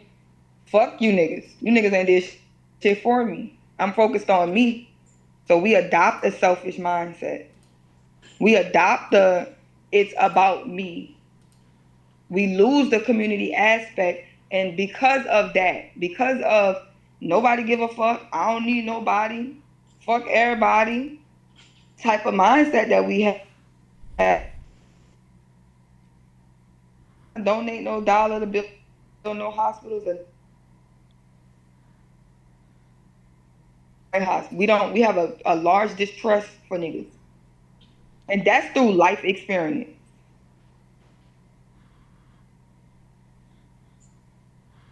And the craziest thing is we can say that we don't trust, so why we go through so much betrayal in life? Why we get so set back so much? Why we get let down so much? Because niggas at Miller4559 donated $20 through Super Chat. A study published on 2025 has present strong evidence that brain criticality is heavily influenced by genetics and closely linked to cognitive abilities. Is there connection between intellect and generational poverty? Is there a connection between intellect and generational poverty? Damn. That's tough.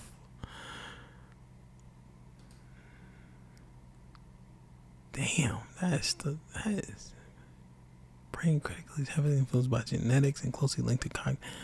Well, I don't know. Well, I guess based on the study, it seems like it's strong evidence that brain criticality is heavily influenced by genetics, closely linked to cognitive ability. So, generational poverty. Oh, are you saying like epigenetics then?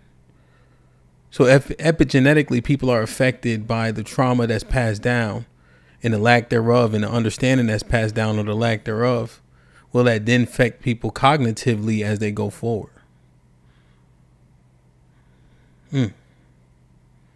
Seemingly so, right? Seemingly so, yeah. I think even when you and Willie was talking to the white boy, y'all kind of mentioned that maybe it was situations y'all did go through because both of y'all had fathers. And you mentioned like my father worked for himself. I watched my father be an entrepreneur, or Willie said I watched my father do certain things. So within that way, y'all had it already. See what I'm saying? Because you had this man who showed it to you. And then people who don't have that kind of get put at a default, right? Mr. Fantastic would be like, the cheat code is to go to the military. So should up to 60% of black people just go to the military? Should we be dominating that? Seems like based on how they articulate it, it seems like a path that makes sense for most people, because most people, I'm just going to put this out there, aren't self-driven, aren't self-motivated, aren't aspiring to be better or great. People are trying to maintain status quo, and mediocrity is king. I found that the men I know that are of that similar mindset, when they got into the military, it pushed them up a little bit further, right? They progressed faster because they didn't really have a direction. We see so many people losing money going to college because they go to the college and their major is what's it called? Undetermined. What's it called? Undetermined, not undetermined. Something. Somebody will say it in chat, right? Where literally you go to college and you don't have a major. So I forget what it's called. Something. So when I see that and I'm thinking about people's success rates or lack thereof, since most people are not motivated, I think that the military can, push them. Just based on what I've heard. Undecided. Thank you, Empress. Like literally, really, you can go to college and it's undecided as your major. Or like when we was young, we know what people used to do. People used to go to college to get refund checks. Mm-hmm. Drop clean out after that, and they ain't never gonna go to a class just want to get the money back. And that's what I was saying. Like maybe that's just if because I'm trying to figure out. Like I said, we can't sneak all the ghetto kids into the better schools. But niggas have the decisions as healthy people. And to be honest, them recruiters will put you in shape. Niggas will work with you to put you in shape so that you could get in there, right? My best friend didn't really have no direction in life. He went to the military. He went to the Marines at 18, right out of high school. He decided as a sophomore that that's what he was going to do. You know what I'm saying? And he's definitely a better man because of it, you know? So if that may be something that we need to do collectively. If you in the age, I mean, they push that shit to 44 now. If it's going to help you with home ownership. And to open your mind a little bit more, because now it just seems like the class issue is really a mental thing. Yeah. Undeclared. Yeah, no, I got you. I said this in like a little clip I did where we put a lot of triumph in trial and tribulation and tragedy. We think that we have to go through hard things to be who we are, right? And I think those things make you, but we forget the break you part. Right? If you a perpetual state of being because of the things that you went through, right? You didn't thrive, you survived it. And I think that we don't make a differentiation. Because what do you have for show for what you learned from that trial? You know what I'm saying? It's like, so how well are we thinking? And what does your poverty level have to do with that? To Jay Miller's chat, the intelligence, comprehension, right? You know, see, like one thing that you have, right? And you come from shit and piss. But one thing that you have is the cognitive ability to understand things in real time quickly. You have like wit, you know? You get stuff fast. Your brain works quickly in that way. That's like intelligence. One thing I admire about comedians, like when DL Hughley used to do like crowd work. You probably don't remember Comic View. You might be a little bit too young. But yo, DL would do his show and flame the crowd. And he thinking so fast. I'm like, how is he thinking of this shit? Processing of information is like an intelligence thing that I think people kind of like. It resonates to me. You know what I'm saying? You know? So, yeah. I don't know. Now, the nigga thing is interesting though, Sherelle. Because regardless of who dies, our funerals are all the same, whether you're rich or poor, right? You got a motherfucker up there who you don't feel like talking. He do a little sermon. Everybody pray for no fucking reason. You go up there, baby. Sorry for your loss, shit like that. Bring the nigga to the graveyard. You go eat bad food.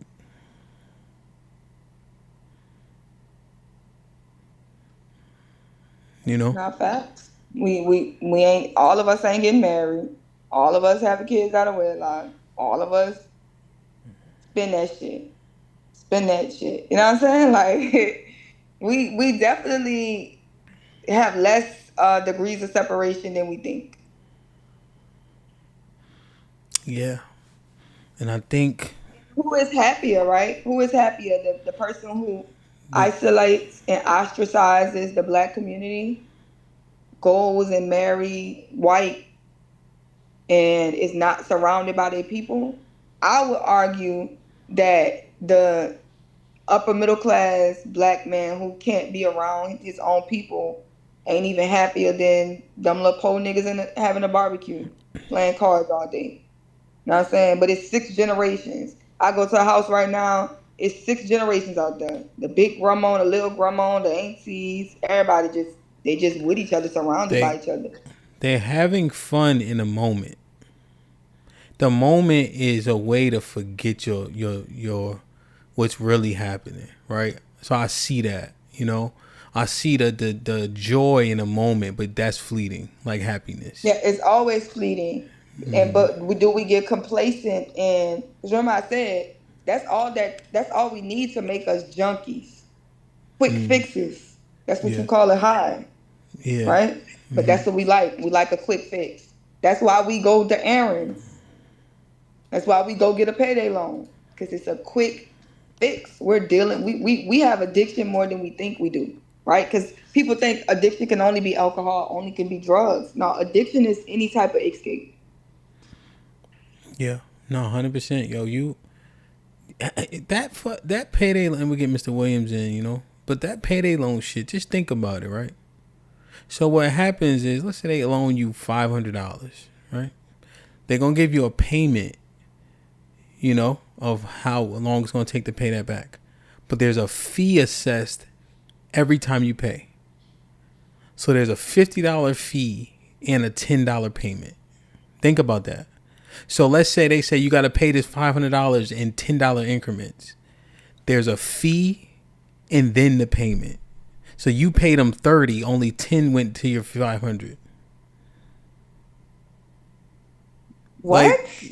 Like I'm telling you, the shit is crazy how they set those things up, right? I ain't never had a payday loan, but that shit sound crazy. I'm thinking, you borrow $200, you might gotta pay $250 back. And the thing is, you can pay the money back, but every time you process, right, there is a fee associated with it. So if you paid it off right away, cool, then it would be what you said. But most people ain't got $500. That's why they did it in the first place. Mr. Williams, what's popping? Hi, Mr. Williams. What's good, y'all? Salute to the chat. Salute to y'all, man. It's a great day. I want to say happy birthday to my 29-year-old today, man. Proud of you. So, yeah, this is an old conversation, y'all. For real. Y'all really hit it on the head, especially like HAMP. I don't like those paid, paying for your renting your furniture and all of that. I like to pay for my shit straight out because you're paying twice or 3 times the amount that it's actually worth. So I just think it's kind of ridiculous because you set yourself back and people get told, well, it'll build your credit when it's going to hurt you in the long run. Well, I guess here's the greater point. Where do your kids sleep while you save the money to buy bunk beds? If it's on demand and they say they're going to drop it off to you and you don't have a truck or a car, what do? If you can afford the payments regardless of how much it costs, what makes most sense to a person that's in desperation? Oh, they're going to do it. They're going to do it, especially if you're desperate. You're going to do it. I mean, it's tough. What do you, JP was popping? What do you think, Mr. Williams? What do you think the degrees of separation are between the have and the have-nots as it pertains to black people? Do you think Relly is correct when she says it's all niggas? If you go to a cookout, you don't know who got money. Thanks. Or do you think, no, because at least in the neighborhoods where they have means, ain't nobody pissing on the street or throwing trash on the ground? So So does that make the have-nots more degenerate? I don't say it makes them more degenerate. Okay. But I know it can be tough, especially when you're impoverished. You know, 9 times out of 10, you're gonna have a few folk that are going to do some degenerate shit. You know, but I think most people, they'll just settle with what they have, and that's the thing. We really comfortable with what we have, whether it's little or whether it's big. But I think we get comfortable in not applying ourselves to get more. You know, I think that's a big problem with us. I think you have a fear of failing to the point where we don't try. So you're saying we get paralyzed by fear? Yeah. Now you think that happens with people who have not more so? Yes. Why? Because you know, it's like the not knowing part, and so people are scared to take that leap of faith to go and actually apply themselves more because of that fear. You know, a lot of people who have a lot of goals and dreams, they don't follow them because they have that fear of failing. You know, like you don't know how easy it could be if you don't try. If you try, then you like, damn, you picked up on it, you learned it, you found out that it wasn't as hard as you thought it would be. But we won't even put our foot in the water. Do you think that person who's unwilling to try would fail by their parents and their family? The way it looks now, I could probably say yeah, because we do have more single parent homes. So I could say now. You know, back then when I was coming up, I think we had more of that community-wide. Mr. Williams, come on, you gotta chill. We know Gen X sucks. Why y'all keep doing that? We know Gen X is like, why we gotta say that? My parents, they baby boomers. I'm talking about what they was teaching us. No, I'm saying Gen X though. Gen X is not. It's the. You know, I could that with you a while ago that Gen X sucks. Well, that's what I'm saying though. So like when we because we're talking about the masses, like so. And there's a reason why Gen X got the short end of the stick, right? I'm saying Gen X sucks, right? That's kind of unjust, right? I'm kind of, but they got the short end of the stick for a reason. Like what happened? Is it because certain things weren't instilled and all that? Or is it Gen X themselves who said, to hell with the lessons, I'm going to smoke this dope instead? So which one is it? Bro, you see what I'm getting at? Jay Prince, you see what I'm getting at? I'm saying like, yo, is it the parenting or Gen X said, oh, they got crack for us? Gen X said the hell with it. Yeah. Found that escape. The older Gen X can't change reality. Like the ones that are 10 years older than me, that's when it started going downhill, the ones that are 10 years older than me.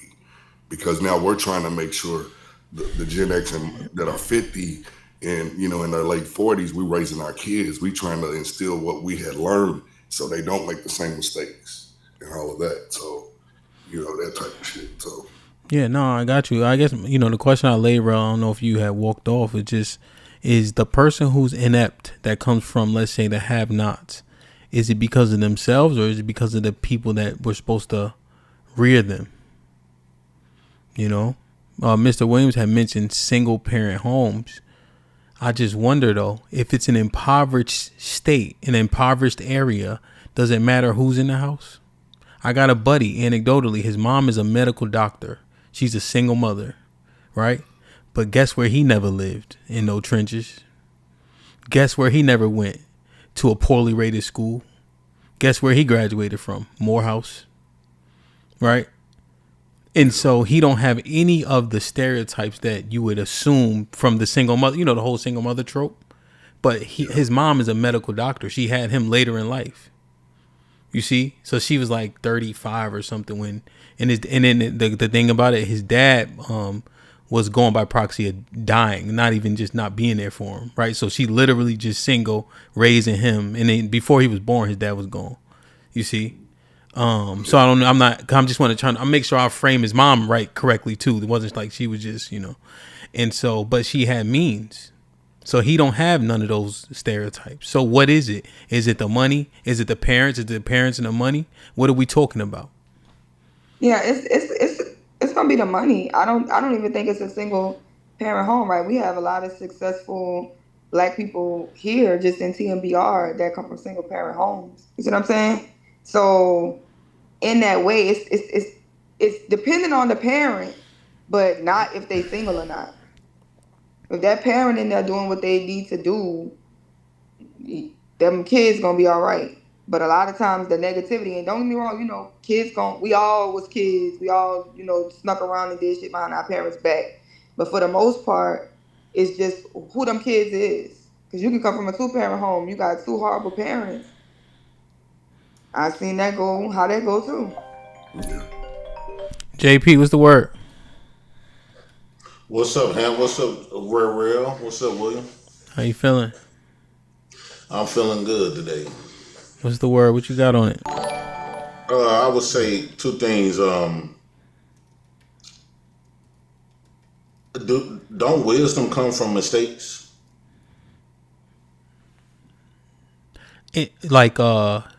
Only? Not only. I would say a large faceted, when people are experiencing a lot. Do you think wisdom comes from people experiencing a lot of bad choices? Because mistakes is something unintentionally. I think learning from whatever it is you do. I don't even know if it has to be a mistake, right? Because a mistake has a negative connotation, but just going through life, experiencing things, then you certainly gather wisdom for sure. Also, don't strength come from a lot of your experiences, primarily your negative experiences, overcoming a lot of things? See, that's what I think that we think.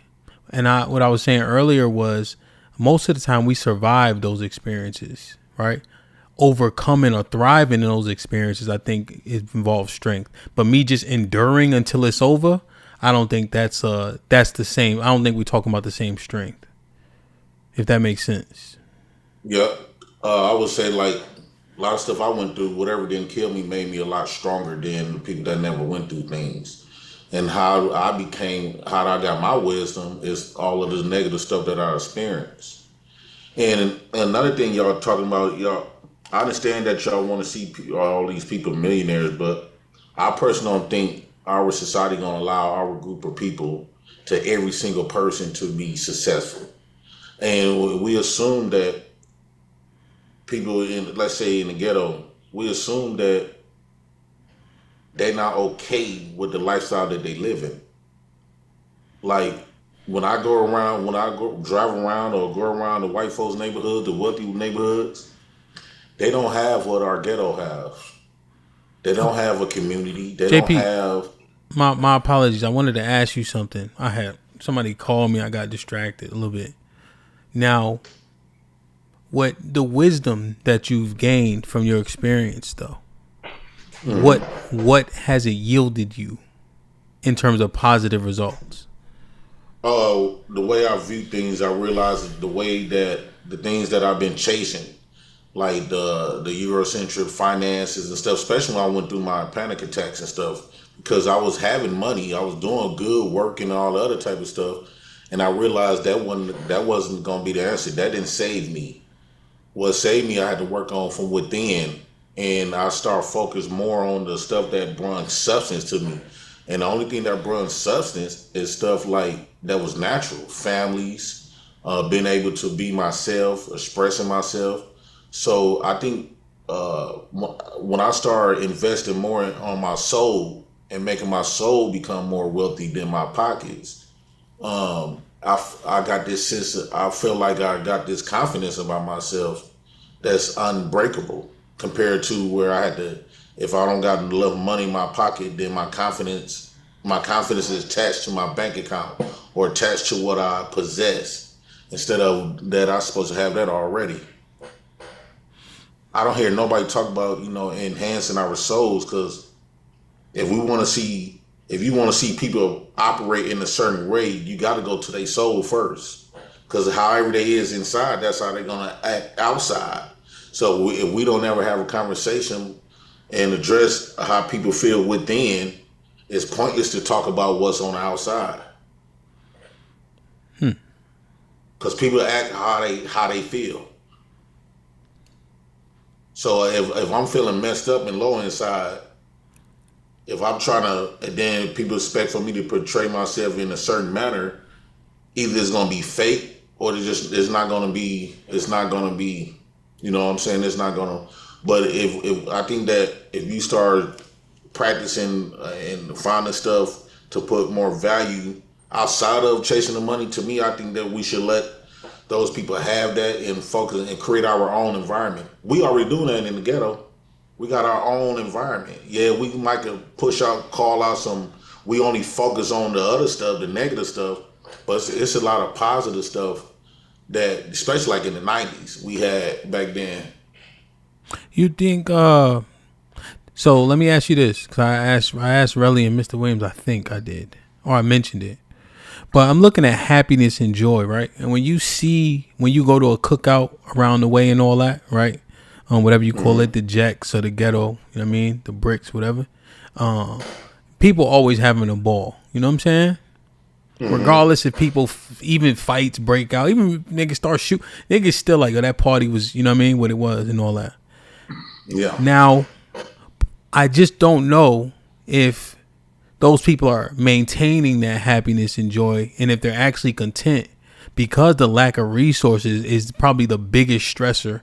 As an example, why I say that is because we see so many people not be able to maintain their relationships because they don't have resources, you know? So what happens? So I guess, JP, like after the party's over and everything settles, right?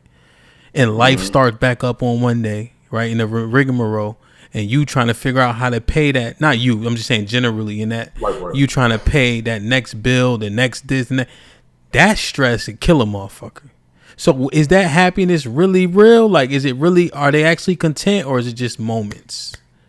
Little moments? Not necessarily, like, because I grew up in that environment, especially like when the government was taking care of everything.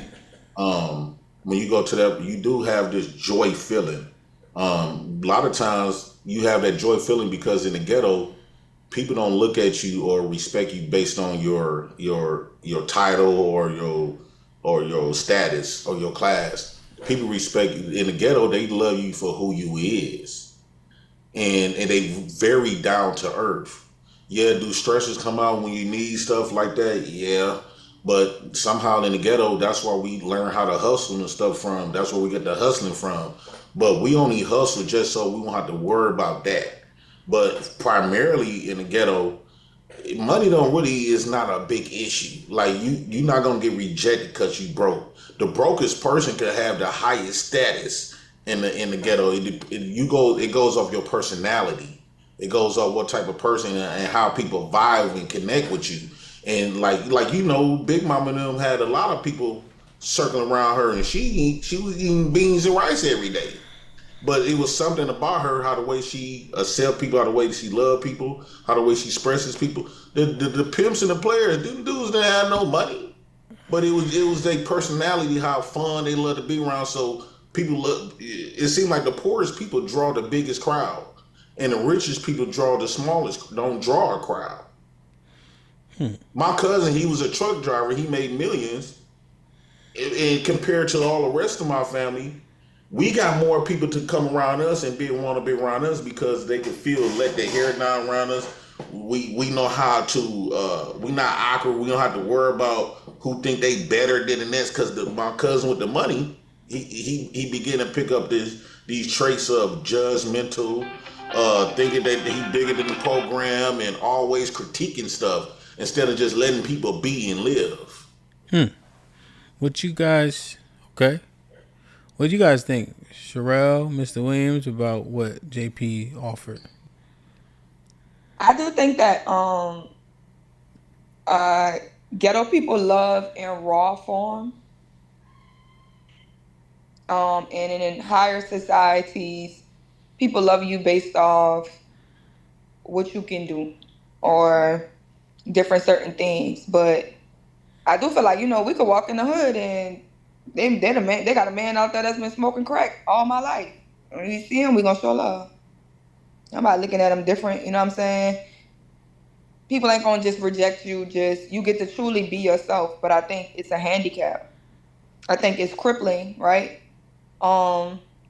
And us unconditional love can show up in that way, right? As Black people, we think that we prioritize unconditional love, but unconditional love don't grow nobody. It don't grow you. It don't challenge you to be better. It just makes you comfortable in circumstances that can be unsavory. I disagree with that. I don't think the richer people draw a lesser crowd. I think people who become more successful and get more money become more selective about who they have around them in the first place. Right. They become more uppity and they nose in the air, and then they begin to think they better than people. I think that Black people do much better when they poor. That's when you have the best relationships, the longest relationships. All of the meaningful, long relationships has come from the poor ones. Them 30-year marriages, those 40 years, Big Mama and Granddaddy and them was poor. Them rich relationships, now you got to worry about, because they say, when men get a certain status, 6 figures plus, he has the right to have other women, right? And then we see that played out like them Tyler Perry movies, how the women go choose those men with the 6 figures plus, they get shitted on. The men shitting on them, right? So I would rather choose unconditional love, because that's way more substance. I think that we have allowed money to override what God created naturally. It's like people like to say they worship God, but when you hear them speak, they don't cherish nothing that God gave to y'all. Maybe because God gave it to y'all free, and you think that's a gimmick. But a lot of people don't got families that love them.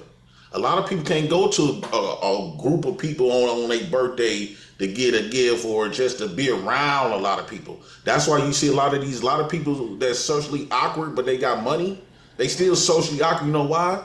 You socially awkward because you wasn't raised, or you don't be around people who give a damn. Because when you come with my family, you definitely not gonna be socially awkward. They gonna make you talk, and you gonna be talking loud by the time I give you about 3 hours being around my people. Bring a socially awkward person around my family. That motherfucker gonna be lit by the time he leave that bitch that night, right? He or she gonna start feeling so good and feel like, bro, I was this way of being socially awkward because I always thought really pessimistic, right? The judgmental is very pessimistic. When you talking about being selective, now being selective meaning that you got to judge, you got to critique all the damn time. Who want to be around that? Yeah, I think it's a cherry picking situation, but I don't really see a real problem with cherry picking. We want the best cherries in the grocery store when we go in there. We want them to pick the best fruit. Other than that, I wouldn't say that people that are in lower income have better relationships. They do have higher domestic violence rate, higher STD rates. So there is a lot of cheating and violence and dysfunction going on within their relationships. I don't think that's in all classes, right? Because that's just like that in all classes. It's more prominent in lower class. Did you got the stats on that? Because it seems like it's not going to be a stat on that, because you cannot get a stat because most people don't tell their business, right? And so it's a lot of people who have wealth, and they be getting them women be getting their ass beat, or they men be cheating all over them. They just don't want to give it up because they would rather cry in the Benz than to cry, who out the Benz, than to cry in the Chevy. So a lot of times they not going to even tell you what's going on behind closed doors. You assume that everything is perfect because their house look good, because their car look good. That don't mean within them house, because the kids tell it all. When those kids that come from rich neighborhoods, they go out there committing mass shootings and eating people and all this other type of stuff. A lot of times the kids weren't even raised with their parents because the parents was both working to make that big old bag so they could flaunt, right? But you don't see that type of behavior coming from the ghetto. Yeah, we do our little woo-woo, but it's the parents. I think the mothers and stuff is actually hands-on, and the streets is really our father. Well, I don't know. I guess That's speculative, but I understand what you're saying. I guess Rel is simply saying for the numbers that we do have, it shows a disparity that leans toward people that are more impoverished having higher rates of those things. But I understand that you're saying people that have, because this goes to your point, people that quote unquote have more to lose are less likely to air their shit out. Now, JP, one point that you made that resonate with me is being like cognizant of who come around you, who want to be your friend, who want to know you and all that, because in your mind you like, what's the motive? Yeah, it would be more freeing to be like, fuck it, fuck they gonna take from me, who cares, you know? Right. But to your point, I don't really think like that. Like, you know, I be vigilant to a lot of stuff, you know? Yeah, that reminds my cousin. Like his circle is very small now that he got a divorce at that high school sweetheart. He in his 50s now. His kids grown. That man living alone with all of that money. All of that money he by himself. He was a truck driver and he owned a few semis. Now he just completely alone. And then as he was climbing up, his circle began to be less black, right? When you start climbing up as a black person and you start getting that big money, I know if a black person is successful with all of his friends is white and Asians, right? That's when you know you financially up there, but you can tell the circle around you is no longer black unless you got some black folks that act like kind of, you know, they act, you know how they act white when they get their money up, right? So me personally, I'd rather choose the ghetto. I'd rather choose the ghetto with all the struggles. I love it. That's who I am. I don't care about, I can't miss some shit I ain't never had anyway. And a lot of people say, well, how you know how you feel if you have this type of stuff? I see people that got it. Yeah, no, and they don't have the money look good. No, I understand what you saying. Like I could, cause so I don't know if it's joy or happiness that we conversing about. Is it like a freedom thing? Yeah, like a state of freedom. Like you kind of you don't have as many worries. There's less that you have to put on the line, or when people get close to you, what's their reason for it? You know, motherfucker just living. He don't have those potential stressors or concerns. Or don't have to worry about if I lose my money. Nah, but JP, let me just finish it, right? I'm thinking about this as we talking. You see what I'm saying? So I'm just having like a string. Mm-hmm. Now, conversely, on the other hand, that motherfucker don't know how he gonna pay his electric bill though. See, I don't know. I don't want to feel, because I got people that I'm responsible for. So if I don't know how those kids gonna eat, that would eat me up. Pause. Jesus Christ. Inside more than like people trying to be close to me for and I don't know the reason. That would be worse to me. In a third world country, you would have had a point. But America, everybody eat. Like food stamps, from the food line. They got food, bro. I used to be homeless, bro. And food lines was 3 times a day. Right? 3 times. I used to stand in food lines. Me and my daughters was standing in food lines 3 times a day when I was homeless. When me and my daughter was homeless, we had to live in my food truck for like 3 months. Bro, we was still eating every day, right? I didn't have to, bro. Have you seen them poor Africans? The pot belly? Yeah. One thing they got that a lot of Americans don't have is the biggest smile in their face. And they starving. Bro, money will make you stress. I look at money as no different from a heroin, right? Money will make you then, because when you get too big, now you afraid to go back broke. You can't never go back broke. So guess what? Now you got to stress yourself out every day, going to work, trying to find means. If you get a little scared, that's enough scared to make you like, bro, to go. Some of the rich people adopt gambling. The only reason why they gamble, not because they like it, is because they keep trying to secure this high profile lifestyle. Being broke your bills ain't that much, right? It ain't nothing to come up with $80 to pay electric bill. It ain't nothing to come up, you know, they got all of these resources to help you. But when you rich, man, I don't know, man. I don't think that I think that's everybody goal. I think everybody think when they get rich, they're gonna be able to fly or something. It's gonna give them superpowers. No, it's just gonna intense. It's gonna be like an ecstasy drug. However you feel about yourself before you took that ecstasy, that's how you're gonna feel when you get that money 10 times fold. I don't think money is a sign of happiness. If I'm broke and I find $100 on the ground, it's gonna make me happy in that moment. Joy that you get amongst the ghetto, bro, is unmatched. It's unmatched. I think the joy in the ghetto, and him, you know this. I think though, JP, I wonder if those laughs are to keep from crying. Because when you notice, like, people be living hard, son. Like, I remember we had to clear out this with my moving company. I got this contract to clear out like a housing project because they were closing it down, and we had to move people to this hotel. That wasn't happiness in those houses. Yeah, we got down moments though. I'm not saying the ghetto don't. No. I'm saying let me be more articulate. I'm saying the living conditions, right? With damn near, and I would say maybe 40% of them, so not the majority, not for a human being. And I get it. The state allowed that? I'm telling you, it was bad, son, because there ain't nobody because it's condemned at that point. You feel me? So in Wisconsin, him. If you get on, like I'm on 4th, I'm number 4. I called him yesterday. I'm number 4 on a waiting list for a 3-bedroom, right?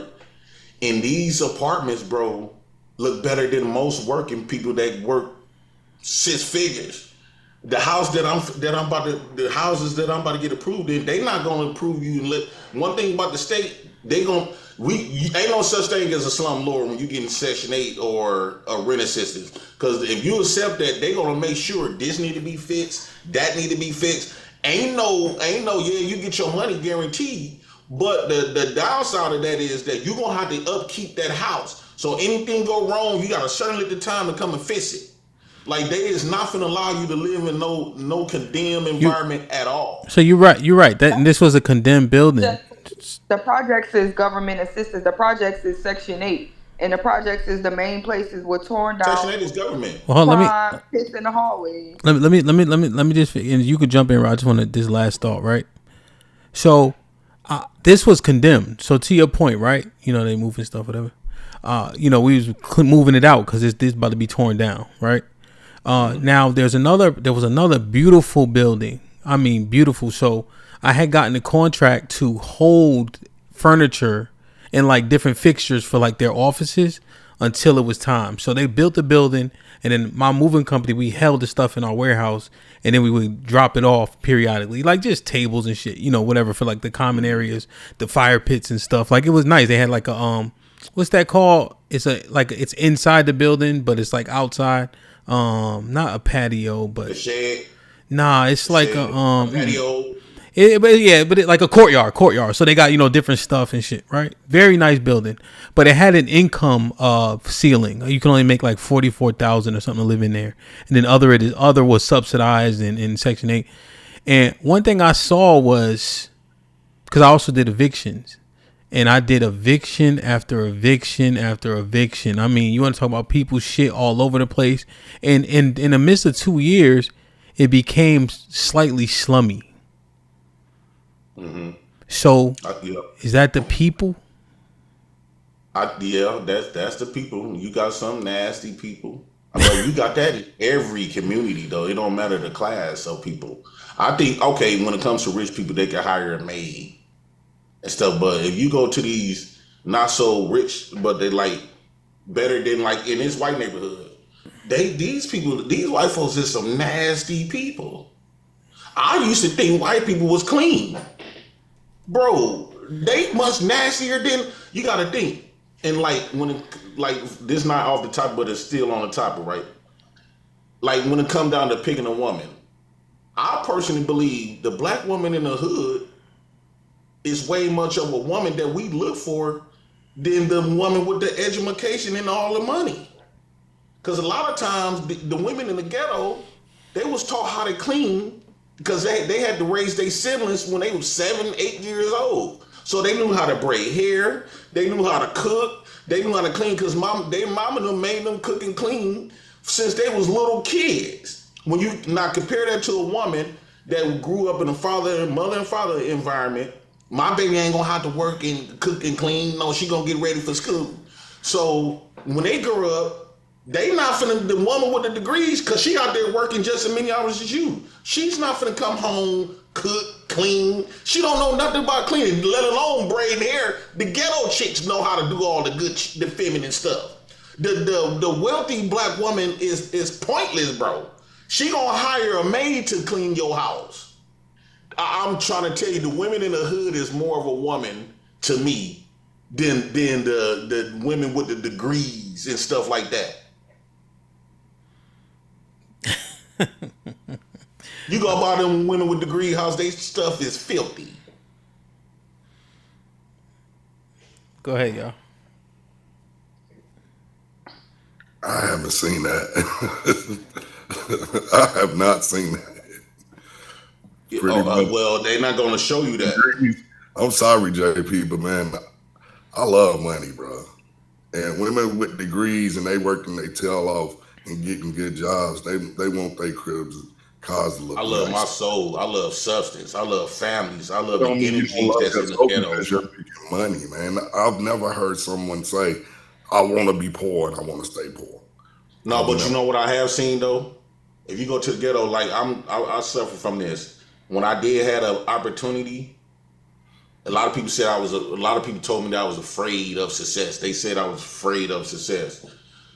Yes. And you know why?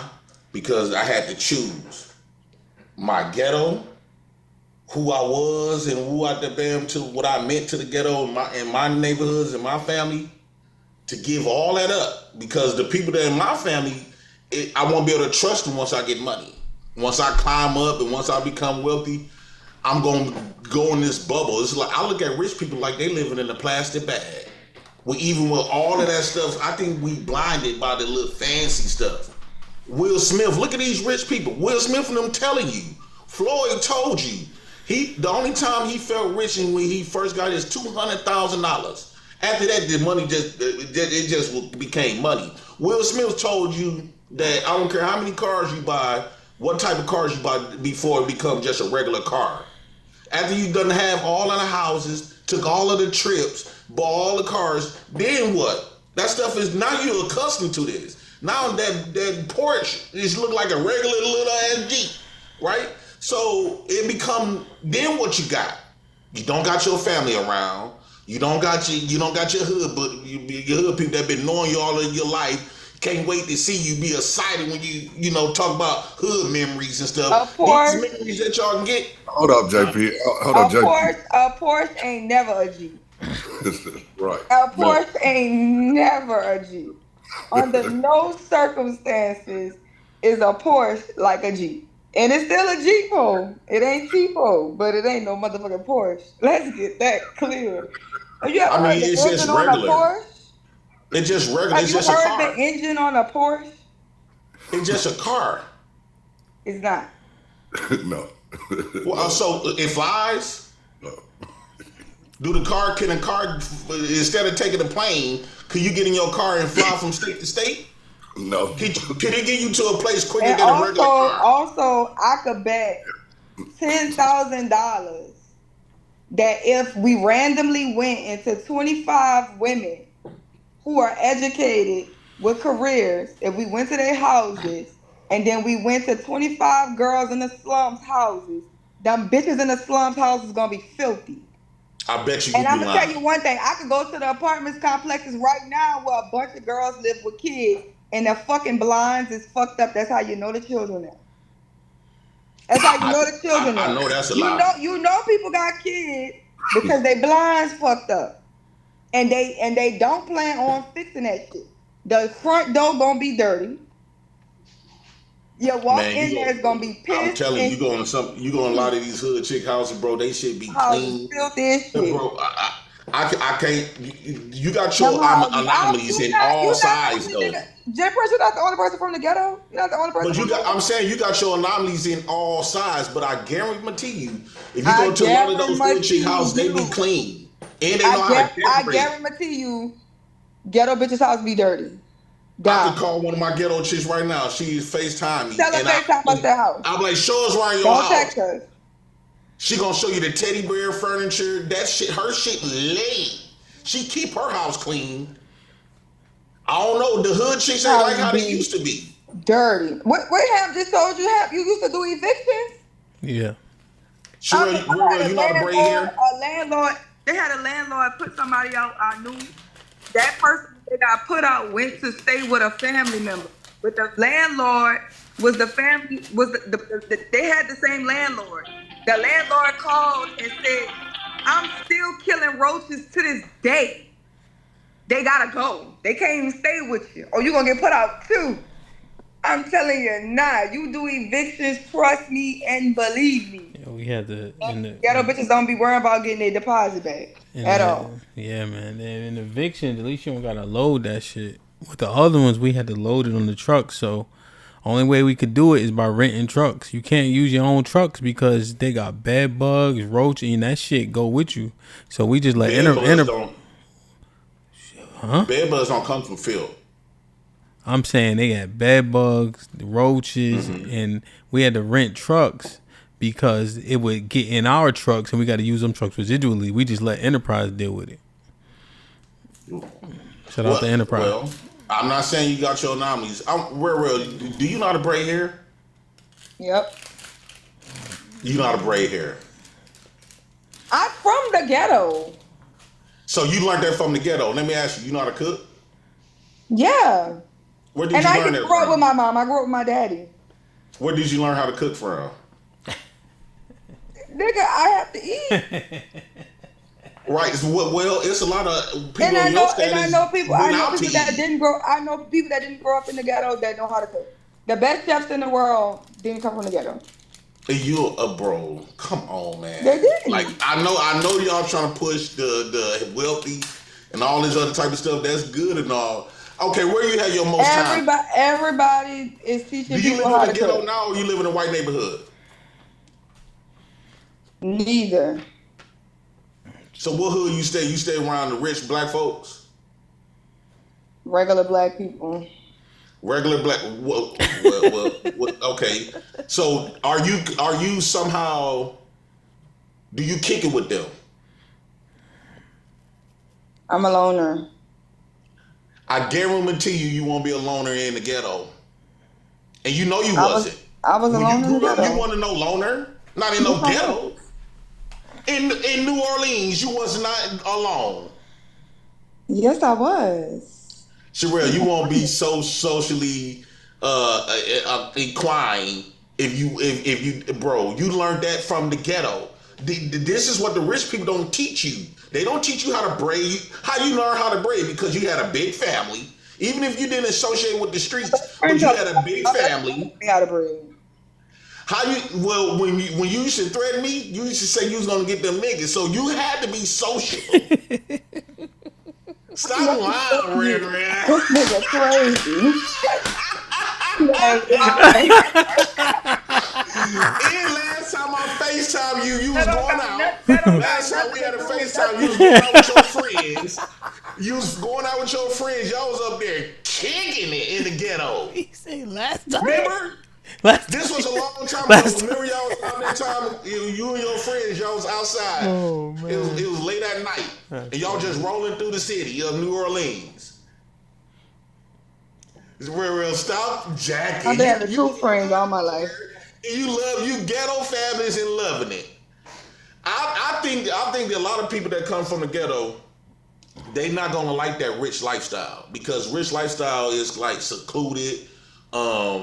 The rich girls now, the ghetto girls now, them girls is scamming with CPN so they could get into a better apartment and better neighborhood. We was told that what we have. I think the one thing wrong with the ghetto is that they don't know what they got and what they established, and so they lost the value of like they did in the 90s. Like for example, in the ghetto, that's where you learn how to dance. Do you know how to dance, Sherelle? No. See, that's the white girl in you. That's that richness in you, right? Because if you was in the ghetto, somebody gonna teach you to learn how to dance. I'll have white police. I have black police chiefs, black government, black judges, black DA, black mayor. I've went to black schools. My city has always been a predominantly black city. I've never had white neighbors. I don't know where the white girl's gonna come into me because I didn't never grow up around. I'm saying now because in the ghetto, I never worked for white people. Dance. We had dancing contests. We had art contests. People do that everywhere. This is what's missing from the ghetto. I mean, this is what's missing. Well, let me say this. I think when people ask me, so JP, you talking about getting rid of, falling off the grid of the Eurocentric society, what's next? I said, well, we already had that grid. We already created our own grid. We had our own dance contest. That was fun. We had art. We had music. We had boxing, playing basketball, football. We had a lot of different stuff that we had in our environment. Even the streets. You know, being in the ghetto is fun. You know this. Even with all the bad, even when people getting shot, you know that shit feel good. You would not want to, when people get kicked out of their hoods, that's the worst feeling on the planet. That's typically when you done snitch or what the bam. When you get kicked out of the hood, bro, it's one thing to look at the hood. It's another thing to be part of it. When you family in that piece. When everybody in the ghetto know you and love you. That's why people get homesick. So when like where she moved from New Orleans, ain't nobody happy to see Sherelle because they don't know her. But I guarantee you she go back to New Orleans, they gonna be like, hey, Tater Bud, you know your old little, your hood nickname that everybody know you about. Hey, Tater Bud, what you do? You know that stuff make you feel so joy inside when you get celebrated without have to wear their mask. So you saying that people that grow up in middle class communities, when they come home, their community don't care about them? Because they start acting bougie, they start acting like they better than, act like they all living high on the hog. You know how you down some people talk, they start thinking that they living high on the hog, they thought they was too good, so they separated themselves from the ghetto, and the ghetto just forgot about them. We still here in the ghetto living it up. I'm actually moving back. I want my kids to experience their culture. And I don't want to rob them from that, even though they scared to go to the schools and move out the bam. I think they need to be around their culture. Get some of that black loving. I'm telling you, yeah, it comes off bad, but bro, once you in it, it's not like that. I love my ghetto. And Sherelle, you do too. You need to stop capping. You know, since you've been on your own in this rich lifestyle, nobody love you the way them hood people love you. JP, I think you love is conditional when you become rich. No, it's not, man. You just, for one, it's about the social circle that you want to be around. Who you want to be in your life. Are they toxic? Are they good people in general? Are they family people? I mean, they people. They got both sides to them. We all got toxic and not toxic to us. One thing I love about the ghetto people, they don't judge. They allow you to be you.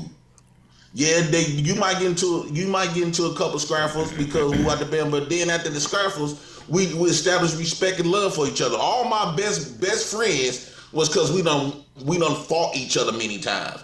And after that couple of fights, bro, you develop this love for this motherfucker. Like y'all become like this. Bro, and then after that, bro, I'm trying to, bro, y'all know the ghetto. Ain't nothing better than the ghetto. I'm from the hood, but guess what? I don't go hang in my hood every day. Niggas do not be in the project hallway talking about how I be in the project all Man, you got grown people who won't even live, they mama them don't even live there no more, but they still go right back to their ghetto. All the women there, they love us. We making all the kids. The people that's rich is lonely, kidless, miserable. They in them, especially in them white neighborhoods, because the predominantly these people move into these white neighborhoods. The white people don't give a fuck about you. They don't give a fuck. They don't even collab, bro. HAMP. Yo. I went to a white little party the other day. Guess what they had? What? You know how you go to church Mm-hmm. and they give you everything. They write down everything they finna do step by step. Itinerary. Yeah, like a little book. Like the program. The program. Yeah, that's what they did at the party. I'm talking about even when it's time to get fed, they put 2 grapes, about 3 chunks of watermelon, a piece of cantaloupe. Everything is scripted. Everything is scripted. And then within 3 hours, the party over with. I said, this is not like my ghetto, bro. Bro, it's not like ain't nothing better than a ghetto. Nothing. Look, man, I love the hood. I love to give back to the hood, but I am not going to be hanging in my hood every day, man. I can't do it, man. I can't be around. I think that's just me. Here's what I think. What JP's saying is true. Well, we have fun around the way. He's just conveniently leaving out the majority of the time. Right? That's Friday and Saturday night. Monday through Friday is hell for most of them people. You got a lot of friends. Nah, that's what I'm saying though. It's harder than that, right? There's a lot of that happens. So another thing that happens is when you go back to your area and you've done better, you left out the part where niggas be judging, hating. And then this what actually happens first. This is them saying you think you better. You ain't said shit yet. Right. Yeah. Right. So you have that insidious thing that kind of happens there too. I'm one of them people that will judge you. And they're begging, they need something. And let's just be real. If you 30, because you done picked up the white side now. If him come to my hood with $100,000 real, you know it. The difference. And the dope dealer got $100,000 and him got $100,000 from working, right? They both got $100,000. But it's not like it's not the same as you getting that dope money, though.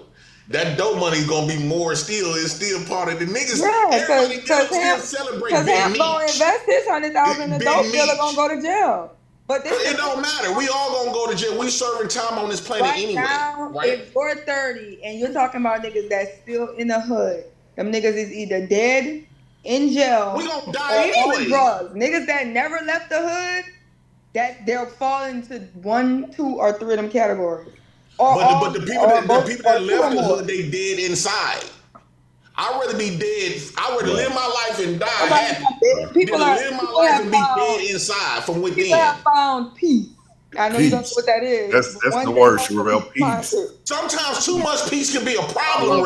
I love peace, oh man. my God. Peace can never be a problem.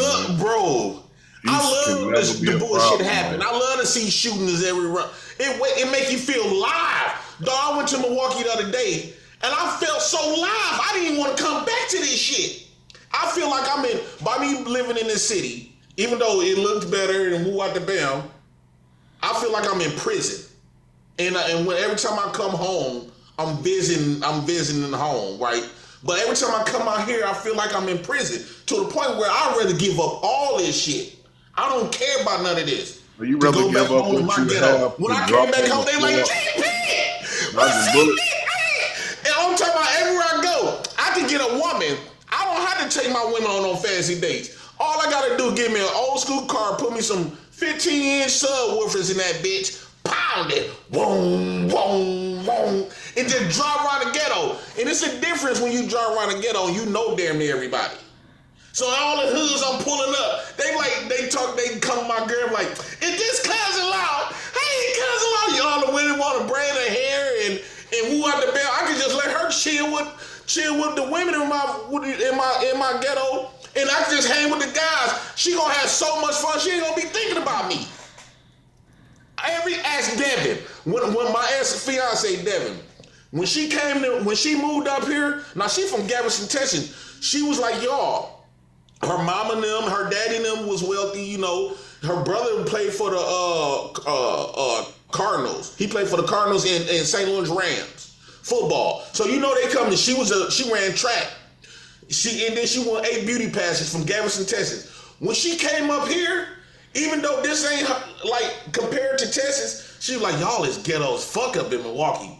But I said, but you love this shit though. You have not been back home since. Yeah, there's a lot of people in the chat that got so many answers, so much pushback. Hit the link. So we got limited shows where we drop the link now. Hit the link. Are you doing more closed shows now? Yeah, but I'm saying though, they got a lot of hit the link is right there. Hit the link. I love my ghetto. I love the ghetto, bro. Every city I visit, I went straight to the ghetto. When I moved to Texas, San Antonio, Kirby, Texas, the east side of San Antonio, that's where all the blacks. I went to Dallas, downtown Dallas, and all in them areas was the ghetto. Covington, Kentucky, and Cincinnati. I went straight to the ghetto. I love my ghetto. I don't want to visit the rich neighborhoods, the wealthy neighborhoods. I don't care about none of that. Yeah, I think here's the key, man. I understand what you're saying, and we all have that experience of where, it's fun when you go to certain areas, but I don't want us to ignore the honest truth, right, about the majority of people's experience, right? That is an acute time period that people are witnessing that. See, because what will happen with JP as an example is if he stays there and has to be subject to that for a elongated period of time, people's disposition changes. Just like you were saying, once you got money now. So now a Porsche is a thing that you drive all the time. The same ideology applies to if you subject to that hell all the time, it's not as much fun as just experiencing it, just going to see it, because you get accustomed to it. Now, the thing about just saying I'm happy is not good enough, right? Because we bringing up kids in this earth too, right? So what duty and responsibility do we have to those kids? So they be subject to the same governmental institutions, the same poverty, the same risk, like people getting shot and killed? Or do we have a duty and responsibility to those kids to make sure that they are in a better environment than we had to grow up in? Because the fun is fleeting. So for JP, for me, my kids, like, they not gonna have the same toughness scores I have, right? Because their circumstances, they're not subject to it. But their confidence is still there. Their intelligence is still there and being fostered. There's abilities that I can hone to where they're gonna be successful and they'll be happy and they'll be content, right? Because you need all of it. You need family. You need children. You need friends. You need money. Yeah. Okay. Not him. Yes, sir. We done had a lot of these butlers come on these platforms. Okay. I think us people, we raise our kids for something that we won't want for us, especially the women. They raise their boys. Sometimes they raise their boys to be the man that they wouldn't date, like the square booty, the butlers and stuff like that. These women wouldn't date them, even though they raise their sons to be this out of fear, because they think that woo out the bam, right? So, Hemp, you will not want your son to be acting like the majority of these busters that come up here. My son? Your boy. Yeah, if those your boys to be all corny. I only got one son. If my son doesn't act like me, then yeah, I wouldn't want him to act like anybody else. So if those men don't have a similar disposition to me, then no, I don't want him to act like them. What about that corny trait? Because you don't understand. You are who you are is because what you done been through, what you done lived, and a big portion of that is the ghetto. If you just grew up square bear, I don't think that you even have a zero impact on nobody. Not grow up in the ghetto? Mm-mm. He from Washington, D.C.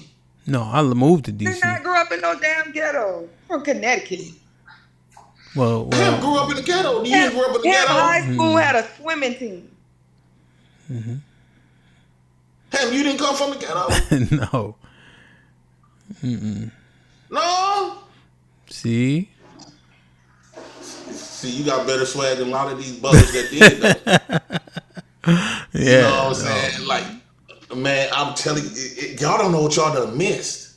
No, that's the thing. You how to live. You know, well, no, this is in the hood. This the family thing, though, right? You know, because my parents come from, you know, that environment, right? You know, everybody does better and etc. Right? But you have family, right? We don't have that many degrees of separation, you know. So when you go with your cousins or with your grandma, whomever, everybody living, you know, everybody in the same place. It's not a spread out environment. You know what I'm saying? The quote unquote project is 5 minutes away. You know what I'm saying? Like the quote unquote hood is 7 minutes away, right? And everybody just communing together. Nobody there is pointless. Yeah, but you know everybody there because it's your family. You know. I also think people misconstrue Connecticut a little bit. I wouldn't advise they go up there with that disposition. It's not gonna go how you think it's gonna go, right? I think anywhere where there's a lot of black folks, where poor black folks at, it's gonna be kind of ratchet. And, no, you have she from New Orleans. Yeah, you have she grew up in a house. She had a lot of siblings, so you know they come from the ghetto. And I think very well she come up here. She try to. I didn't grow up in the house with all my siblings. I grew up in the house with one sibling. So you know damn well we know you ratchet. Come on, Rare. Don't stop trying to front. No, I'm not. She changing. Okay. She trying to change. No, I'm not. That girl is ratchet as hell. What's ratchet about? Oh my! When I say ratchet, it's not no diss because I'm ratchet. I can't lie. I'm gonna tell you who I am. I'm ratchet. What's ratchet about me? Huh? Get on your bass. Get on your piss you off, and you're gonna hear everybody. Right so anytime anybody gets, if you spend the most of your years on here cussing people out, if you have the ability to get angry, that makes you ratchet. That's part of it. No, speaking your mind aggressively. Speaking your mind means you're ratchet. Okay. How could I? Okay, let me define ratchet. Right. Attracted to the bullshit. I don't be around no bullshit. Y'all be bringing bullshit to me. And you don't, and you stay there, right and you live within it. And that's why y'all don't see me. Except by him. You need to come back home because this life ain't that good. Life ain't for you. You missing out. You could have been a mother or baby mama already. You could have been living it up. But now you've been sitting up here stressed the hell out, waiting on we got this bridge. It'd be pretty colors at nighttime if you jump off and you land right in the Mississippi River. Man, I think you need to go back there. Your clothes, your gear doesn't change. Like this is where in the ghetto you can wear your fly shit. White folks, these neighborhoods you give them, they don't care about what you got on. They don't care nothing about that. I don't live around white people. I live around black people. Yeah, man. Yo, they the nerdy black people though. You know what? I think when we are children, when we growing up, that's what we had the most fun at, But when we become men, we give up childish things. I think that's bullshit. You reciting that Bible and stuff. I think that just because you get old, that don't mean you gotta live in a box. But that's facts, though, JP. Come on, bro. You can still have fun. You don't have to live. When I was a child, I thought as a child. But JP, I was saying that's not. But JP, you acting like you living like a teenager with the things that you talking about. I want to be in the hood. I want to dive on the floor and dodge bullets. Like that's teenager shit. So you want to live like an old white man living in a box because y'all say y'all want peace, right? And everything around you just quiet. Even the dogs don't even bark, right? The dog walk up to you and stick his nose up at you like you finna ask him for $2 or $3, right? Everybody's all bougie and shit. And to me, that's not no living. You just existing. Go to the hood a couple of times to get your swag back, cause y'all done lost y'all swag. I'm trying to tell you. What are you talking about? Y'all ain't living. That's the thing, bro. That's not really. Think about it. That's not really living. That is redundancy. No, how that's redundancy? It's the same shit over and over and over. How many dice games can you play? Like that shit is a hell whatever y'all play. What y'all play out there? Dominoes or something? 4, 5, 6, and 7, 11. Oh, yeah, okay. Yeah. Now think about this, Ham. Like I live in a white neighborhood, right? Okay. When I go to Milwaukee, it seems like they 5 years ahead of me. Meaning that it's so fast, right? It's fast. The shit that I'm talking about today is really old. But in these communities, it keep you in an old sense, right? So when you say that these neighborhoods make you live, you're not doing nothing that's living. You don't feel alive. When I go back to the ghetto, bro, I'll be sitting up there talking to them. I'm like, dude, I come back here feeling fucked up, feeling lost. I feel like I'm dead up here. I swear to God, I feel deceased. And I talked to a black woman that did an Instacart my food yesterday. Her husband live up here. I said, how you feel? Do you feel dead living up here? Like, she like, yes. Nah, I'm gonna tell you. My kids don't like. They want to go back to Milwaukee. Nah, my heart. You live in a country. That's what's going on. That's the problem. Now we pinpointed it. No, See? I don't live in the country. Yeah, you do. Yeah. No, him. This is a white city. This not no country. Nah, I'm saying it. I mean, so comparatively, right? Because Milwaukee already country, so you can't get away from that. What country about Milwaukee? You can't get a all y'all. All y'all. Hey, Sherelle, is Milwaukee country? Yes. Be for real. Now, be honest. Yeah. Be honest. So Sherelle, this is. Sherelle came up here. Let me put it in proper context. Rel, you've been to Charlotte. So Charlotte is country. You see what I'm saying? Because we talking about cities, right? So like when Milwaukee compared to Washington D.C., it's gonna be a totally different ball game compared to even. You call 1 million people country. Yeah, because of how it's set up and all that. Even like this, right? So like, if you go to the city, not even the city, you go to Brooklyn. Milwaukee don't got shit on Brooklyn. Well, Brooklyn, that's like a fast, bigger city. That's all I'm saying. That's what I'm meaning by it. Like there's levels. 4 big states. I mean, 4 big cities: Chicago, Los Angeles. Well, we're gonna say states. Illinois. Well, Chicago, New York, Mexico. Not Mexico. I mean, Houston and Dallas.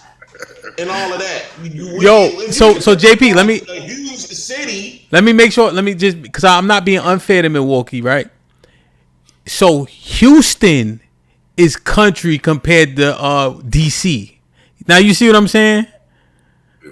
Why is that?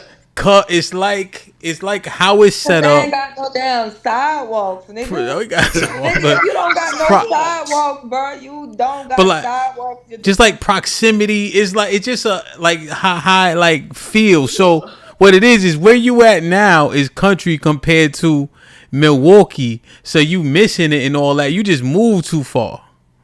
But you come to DC. Hold on. You come to DC and live in one of those quote unquote white neighborhood that you think is white. I promise you're not gonna feel like you missing nothing because everything is right there. Black people, it's still so much going on. You know what I'm saying? Yeah. Now in Milwaukee, that is nothing but the north side, east side, west side is straight black folks, and everything is right there. I don't see how y'all say that's country. We got a lot of sidewalks. Black people not country. His argument. We got a lot of houses right next to door from each other. In the whole Louisiana, the rest of Louisiana is the country. JP, I got family in country? Okay, let me ask you that. What is country? JP, I got family in Racine, bro. JP, hold on, my heart. Let me tell you this. If you never, you can see me.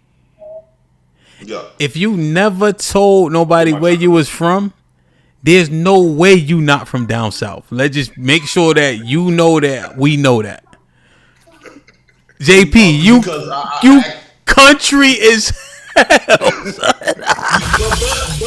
But yeah, Milwaukee. I don't have Milwaukee lingo. You gotta understand. My mama, my uncles, my cousin, them. I was raised from people from Mississippi. Mississippi, yeah, y'all all from Mississippi. Everybody in the Midwest is from Mississippi. We know that. Yeah. And I was raised from my parents and all my cousins. They from Jackson, Mississippi, Carthage, New Orleans. We used to go to Mardi Gras and go have a family reunion in New Orleans, Mississippi. JP, we seen sinners. We all know y'all all from Mississippi. We ain't know that before. Sinners came out. Now we all know y'all from Mississippi. Every single one of y'all. Everybody from Chicago. Everybody from Milwaukee. Y'all all from Mississippi. Mainly from Mississippi. Yeah. The people from Mississippi. Yeah, that's what I'm saying. Y'all. Yeah. Yeah. But they be lit though. JP, I'm in Kentucky and you more country than me, man. No, he ain't. Nah, it's close. No, it ain't. Mr. Williams, y'all neck and neck. Y'all neck and neck. It ain't that far. You hear Milwaukee? I don't talk like Milwaukeeans, right? They be like, bro. They got this fast upbeat to them. I'll talk like my aunties and mama and them from Mississippi because that's what I was raised around. I don't know. All y'all like up that way say what's that shit you always say? Woo wop the bam is some of the most country shit I ever heard in my life. Woo wop the bam. I ain't never heard until I don't like East Coast. Now East Coast, how the way they be like, kid, you heard? I'm like, bro, you heard? I'm like, what? I guess how the way I look at it is different tribes, right? Y'all got y'all East Coast tribe, and then y'all got a tribe amongst within that from different cities. Yeah. Then we got our tribe, the Midwest tribe. Mm-hmm. But our tribe stems from down south. Down south, yeah. Y'all Chicago and Milwaukee, them tribes, they mothers and grandparents them from Mississippi. Yeah, it's like Arkansas and stuff like that. Yeah, very Mississippi like centric. You know what I'm saying? Like a lot of people from there and all that. You know what? Sometimes, and I'm saying sometimes, I've heard maybe probably the majority of the time actually. When you call people country, they kind of get offended. I think it kind of sounds like a little offensive. You know what I'm saying? Make them. I guess country means slow. Yeah, maybe that's what the association. Yeah, so. Hey Royce, what's popping, man? Yo, what's good, Ham? What's good, man? What you got for us, man? What's going on? Sherelle came up here and got scared. She's like, "Now I understand, JP." They hold on, JP. Let Royce get in. Royce, what's goody? What you got for us, brother? I'm originally from NY, and I've been moving around my whole life, all up and down the whole east side, down from like. I moved to Alabama. I stayed in Charlotte, stayed in ATL, and I've been in the suburbs. I've been in the hood. So, and what I see going on is it's more about like whether the people that you got around you that's important. I walked away from business opportunities to be around a certain environment that I prefer over the money. So, like even when you be in the suburbs, it could be a bunch of dudes there trying to be hood. When you go to the white areas, they like if you know how to talk, if you used to white people and you know how to talk to them, they not really against black people. They just feel like they want to be able to like level with you. If you could level with white people, they'll be hospitable and work in financial business. They do all types of stuff for you if you know how to level with them. You know, some of them really just don't rock with black folks. But what I'm really saying is it's the person that you are and how you move, your reputation, how reliable you are as a person. People know you for doing good work. If you don't have a good reputation, it don't matter like how much money you got for real. When it comes to real niggas, you could fit in with the phony people if you got money, but when it comes to like real niggas, they not gonna respect you regardless. What's constituted as a real nigga? Would you say? They it's in them, not on them. Pause. What you mean by that? I mean, the money don't make them. They could take a loss and bounce back.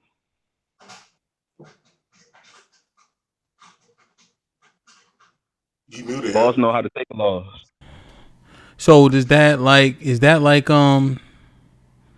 so when you say real nigga though, like is he a street nigga?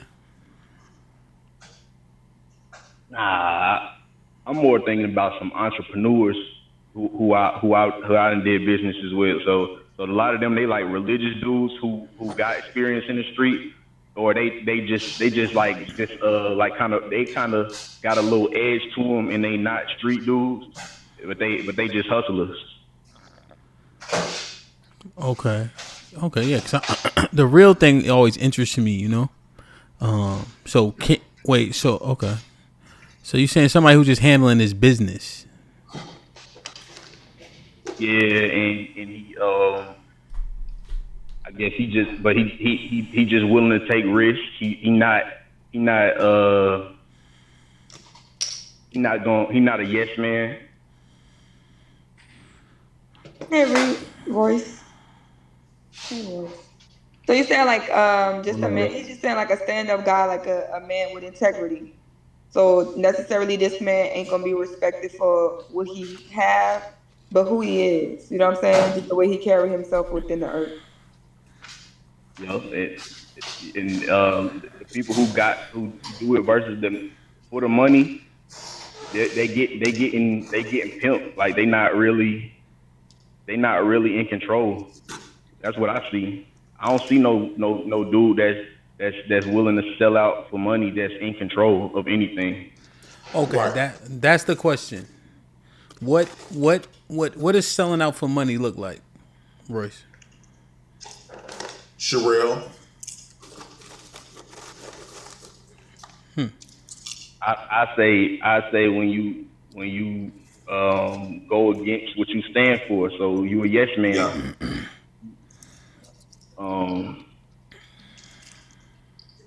Yeah. I really wish I could remember some of the stuff that I've been hearing folks complaining about. I be around folks with money and I be listening to their complaints.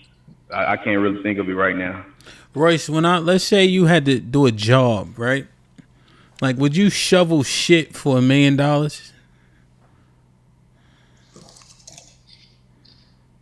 Yeah. Yeah, I would. Okay. I might end up having to do that anyway because I might end up working on a farm or something. I don't know. Okay. Would you bartend at a gay bar for $1 million a year? Nah. I might as well be at the Diddy parties if I'm gonna do that. Okay. Yeah, because I mean, what would you like? So, what do you consider a sellout? Do you consider like athletes or entertainers sellouts? Yeah, a lot of them. Yeah, what would you? So you wouldn't be a rapper and earn $1 million a year, or a football player and earn $1 million a year?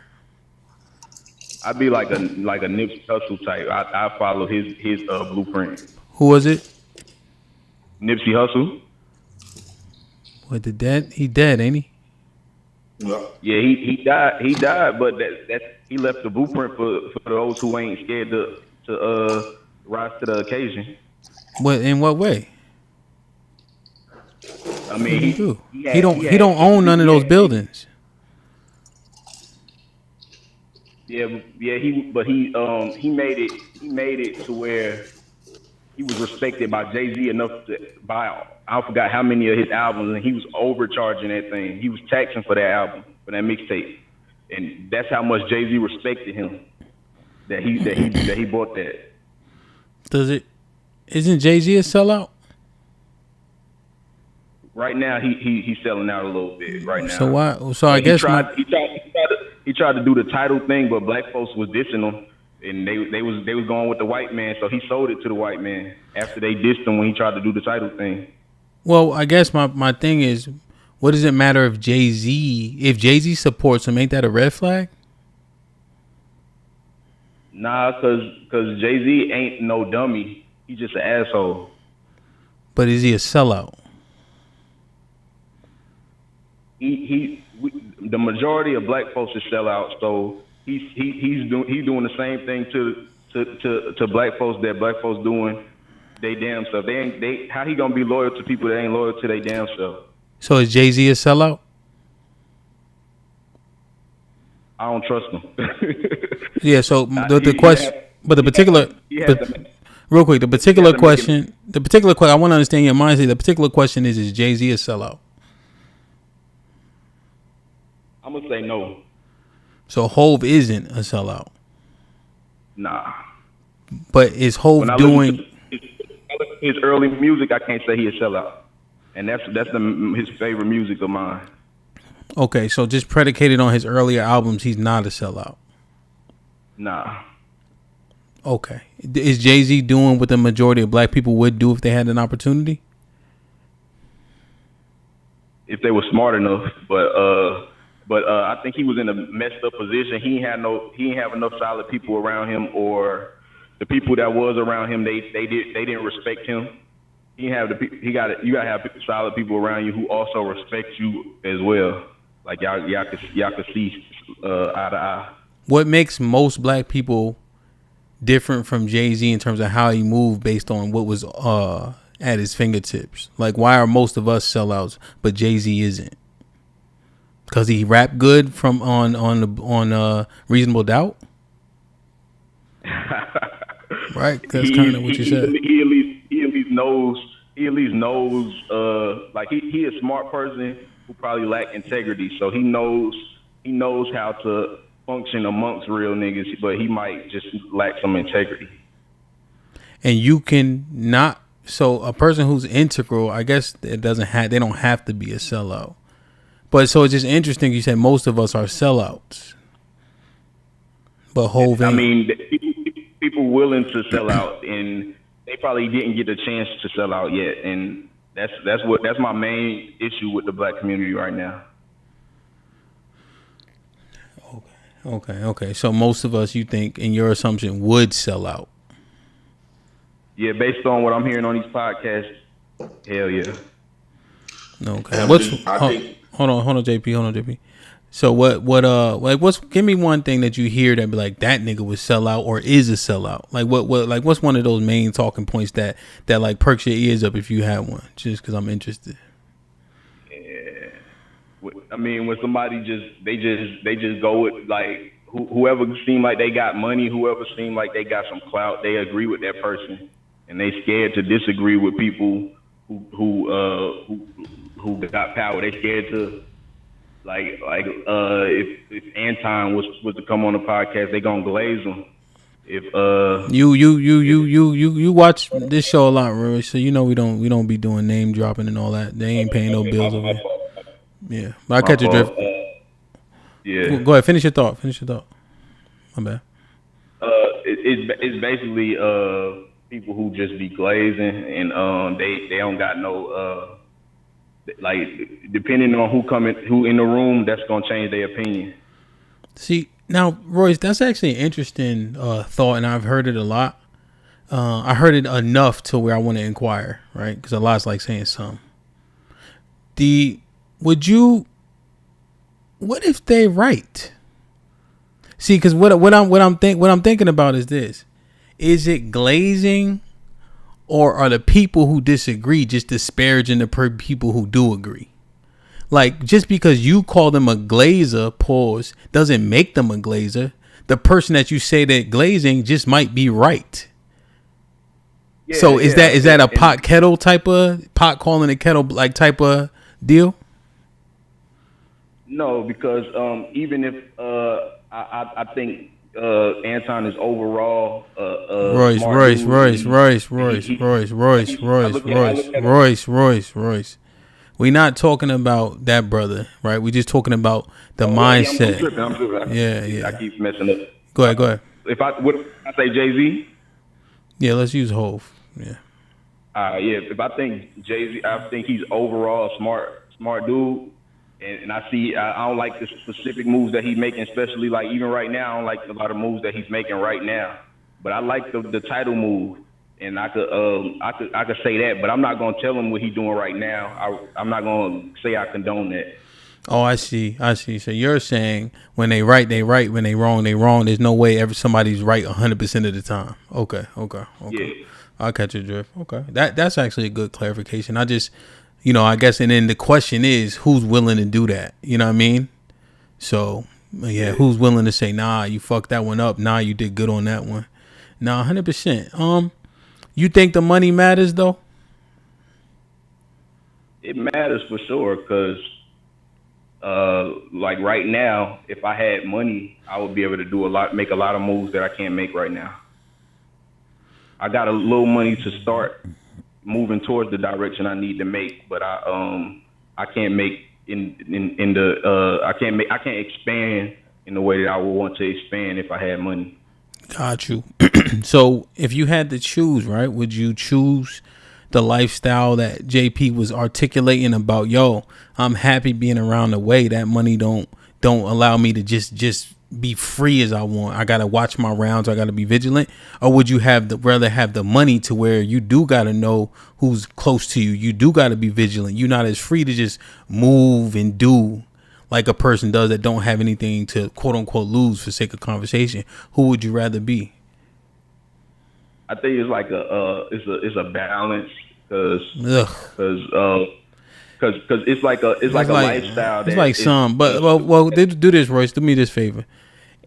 Give me the answer based on the two qualifications, and then break it down. So, would you rather be the nigga who got all this freedom but don't got a pot to piss in, or a person who's a little bit more, has to be a little bit more vigilant, a little bit more definitive about who he around, right? Can't just move and say and do anything.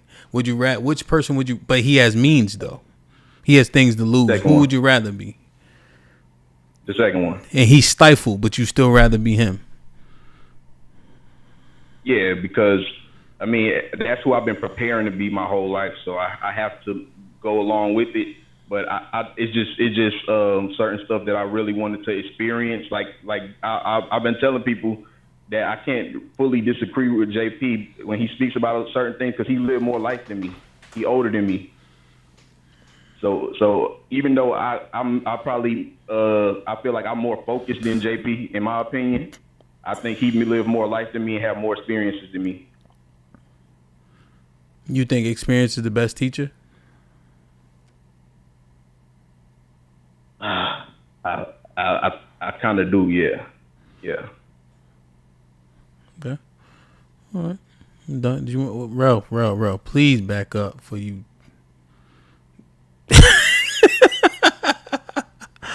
I almost jumped back, man. Rel look cute in that black. Really? She look cute in that black. Oh, she can't. You can't take compliments from Doug.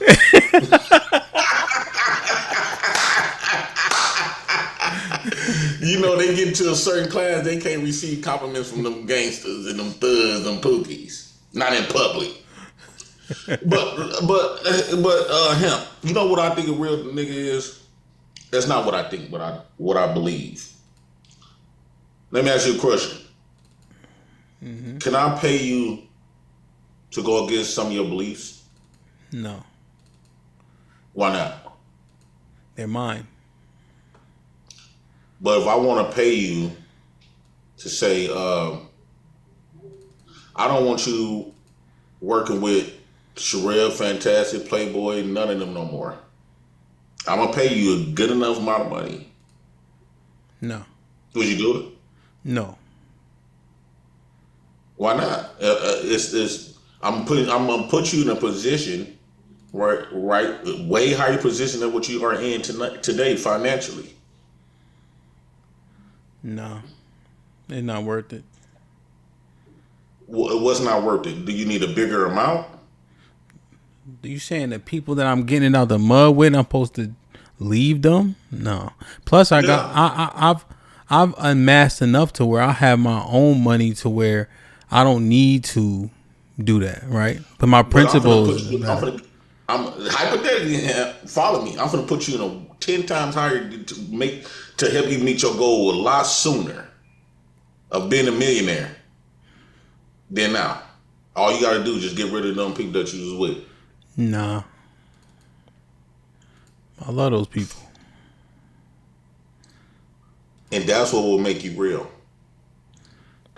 It's a lot of people that would have said, fuck them. Right? A lot of people compromise themselves. Their integrity, you can buy them, right? You could, it's a lot of people that will, and this stuff is happening in real time. Why you think all of them, you remember them groups, singer groups, where it'd be like 4 people, and then all of a sudden they go to a single? That's because they allow Hollywood to buy them and take them away from something that they have built. So when you talk about Jay-Z, he did that with Dame. He what you say you will not do, Jay-Z did that against Dame. That's where the loss of respect came for him at. Yeah, their story is interesting to me, you know, because I'm not trying to take away from your point, right? Because I think we were using Hove, so let's keep using Hove. There were a few developments, right, where the team has an opportunity. You see, so now JP, that same question, but you frame it. You got Relly, you got Mr. Fantastic, right? I forget who else you named, right? And then now Mr. Williams, and now an opportunity is presented to me, right? I consider that opportunity if the team benefits, though. If the team can come with me, if the team has placement, right?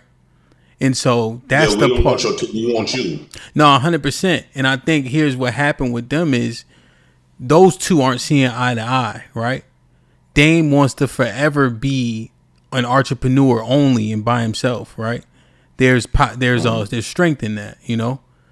But you'll be surprised what you can do with leverage, and you can take back the power, right? There's contracts, you read it, as long as it's not in perpetuity, it has a time frame, in which case now you take their money, spend their money to build your name, and now like Jay-Z did, now boom, he went back to being on his own. So I'm just saying that those two situations is interesting to me. But in terms of what you offered, yes. Do you think that the majority of people are leaving their people behind? I think the people that wasn't raised in the ghetto, most of them are sellouts. I think American society raises black people to be sellouts. Legal money is a sellout position. When you're trying to get all of that good money legally, you're gonna have to sell out. That's why your friends, you first start off with all these black people around you, and the more money you get, the less black it be around you, and as you keep growing, before you know it, there's no black people around you. So everybody's gonna be white and Asian. I've seen the rooms change, but they haven't been predominantly white or Asian. They've been still mostly black. Now it could be given the environment. So when I was growing, like in Washington D.C. still 75% black.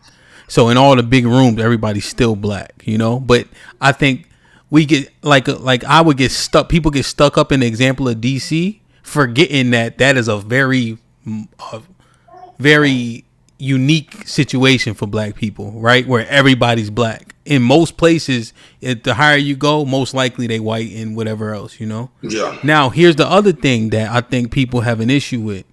If, boom, same scenario, really get an offer, say, yo, they going to offer me X amount of dollars, right? A life-changing amount in terms of, you know, your everyday, right? Like you presented to me, and she worked with me, and she say, Hamp, I got this deal. You know what Hamp going to say? Take that deal. Take it. Yeah, because you see, so it's twofold, right? I ain't going to be sitting here looking no type of way. And not to and to leave you alone. Yeah, I'm going to say, yeah, take that deal. Take that deal. That makes sense for you, you know? That makes sense for you. What if she say, okay, I listen to you, Hamp, and she go up there and reject it? What would you say? Reject the deal? Like, why did you reject it? Why did you reject it? And she say, because I'm not leaving my nigga. What would you say? I said, all right, well, get your dumb ass ready for next Tuesday. But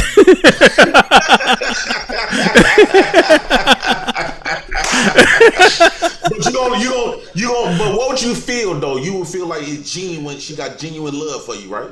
Yeah. It would feel that way, and I may even have. I ain't gonna lie, JP, just because Like a little level of like, cause I don't want to hold nobody back either, you know? But I will feel love just selfishly, like, you know what I'm saying? But I think it's love to make sure I say what makes. I want everybody to go watch this scene because JP actually articulated. Y'all seen the movie Ray, right? Remember the movie? Go watch it when you get a chance with Jamie Foxx. So he gets a deal from Universal, right? And this is a true story. He's with Atlantic Records for his whole life. He gets a deal from Universal, a deal even better than Frank Sinatra's deal. So own all his masters, like everything you could want, they gave it to him. And then Atlantic said, we can't match that. We don't have the money to match that. You know? And the one guy was like, Ray, we've been with you your whole life. You know what the other guy said? I'm proud of you, Ray. Because it was better for him. And I think that that's what family's supposed to do. You know? But one guy was like, damn, that's fucked up, Ray. We built you up to Ray Charles, you know? And the other guy was like, good job. I'm proud of you, you know? Let me ask you the question in a more way that I want you to really understand, and that I want you to articulate it. Me? Let's just say during the Black Panther movement, right? Yes. And they had Fred Hampton, right? One of his guys, the white man say, "Okay, I'm gonna give that man $1 million and who out the bed, right, and free him and his family." Do you think Fred Hampton? Do you think that would have been a good move for the white man? Now, you fighting against these white men, but you got to understand this is why it's so good to be real, because your opposition is not going to always fight you physically with guns. They fight you by giving your team opportunities and dividing you, right? Selling yourselves up, buying you. He basically bought you like a chess piece. He buying your clique like a chess piece because you can't afford it to him. Okay, like they do to the black woman, right? Okay, that's a better one. HAMP. Black people, right? Black women and black men. They've been with each other since the beginning of the time. The white man come to your wife or your women, not your wife. I'm speaking in general. Yeah. Come to your women in general and says that, I'm gonna give you this. I'm gonna give you a large bank account. I'm gonna give you all the authority of the kids. I'm gonna give you everything that you need. You just can't be around that nigga no more. Would you say that would you tell her to take the deal? To basically sell out her race? What am I? As the black community. What am I, chopped liver in this situation? What am I doing? No, let's just say this is your woman. And the white man coming to all our black men. Let's say black men, we all in our family house, right? No. All us black men is inside the homes. Yeah. And the white man come to each one of our doors and talk to and ask and talk to our woman specifically and give them the opportunity to break up our family for a better opportunity that we cannot provide them. Bullshit. Will black women be okay if they sold us out? My wife gonna cuss you out, just personally. Yeah, no, I think that the trope of the Section 8 man coming is overstated. But he giving her a way better opportunity than you can afford. Because remember, this stuff has happened. This scenario is real. Well, that's what I'm saying though. It's actually overstated, right? And here's the key. Here's the key. One, you still look at people who are on government assistance, and it's still the minority of black people, right? That's one thing. And there's a man there and there's a woman there, right? That man letting that conversation happen is showing his ineptness and lack of understanding, right? There's a level of ignorance that those people fell to, right? Because they're thinking these programs are a thing that they're not, right? You don't think black women sold us out for the government? No. You saying in mass? No. I'm saying since the 70s, everybody that grew up in that environment, you saying that the black woman did not sell the black men out? No. Do you know what was happening during that time? What was happening? There's a host of things, right? You still have the epidemic of the drugs. You have the violence. You have mass incarceration. See, we try to put it on the backs of the women specifically, right? But the percentages of men that were dead, doped out, or in prison are more than the people on Section 8. But I think we don't cause just look it up. So like when you have stopping. If I go to look it up, who gonna be the one narrating that? Would it be a black man telling us that? You'll be the one narrating it. You'll look up every category and you'll look up the time frame. What I'm saying is, if I go look up our story, who gonna narrate this? So when I go look it up, is these gonna be black women and black men telling us this, or it's gonna be the white people who came up with this program and who implemented all of this? No, what you'll do is you'll look up murders, you'll look up incarceration. So these are hard and fast pause numbers. You see, that's another thing we never did. We never looked up the amount of people who were affected and by proxy families. So JP, like this, as an example, right? Knock on wood, of course, right? Something happened to you that affects the little ladies that are walking behind you. You see? So now that's you, now that's them, now that's they mom, etc. Right? So it has a residual effect when a man is dead, in jail, or doped up too. And we always put it on the Section 8 thing. We got to have more consideration for all that was happening in that time period. I thought women was using drugs just as much as the men. Maybe. But I'm saying that's the point though. There's a whole lot of shit going on. It's not just Section 8. Also, the clause for Section 8 to remove the men, that in the prominence of the height of it, that was removed. Now here's the key. Okay. Here's the key. Let me just give you this last point, right? I've been trying to bring Cheeky. Is Cheeky up here? Oh, no. So here's the other thing, right? Here's where I do give credence to that though, right? Even though that clause was removed, kind of like in the onset of Section 8, how people put things in practice is different, right? So you remember redlining. So they say, okay, no more redlining, you can live over here. But were they still giving them the loans, or does it take a time for people to actually acclimate?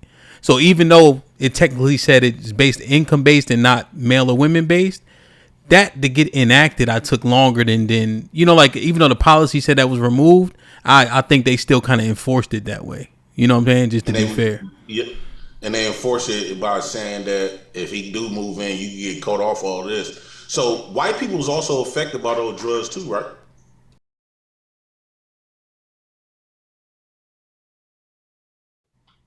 I'm muted.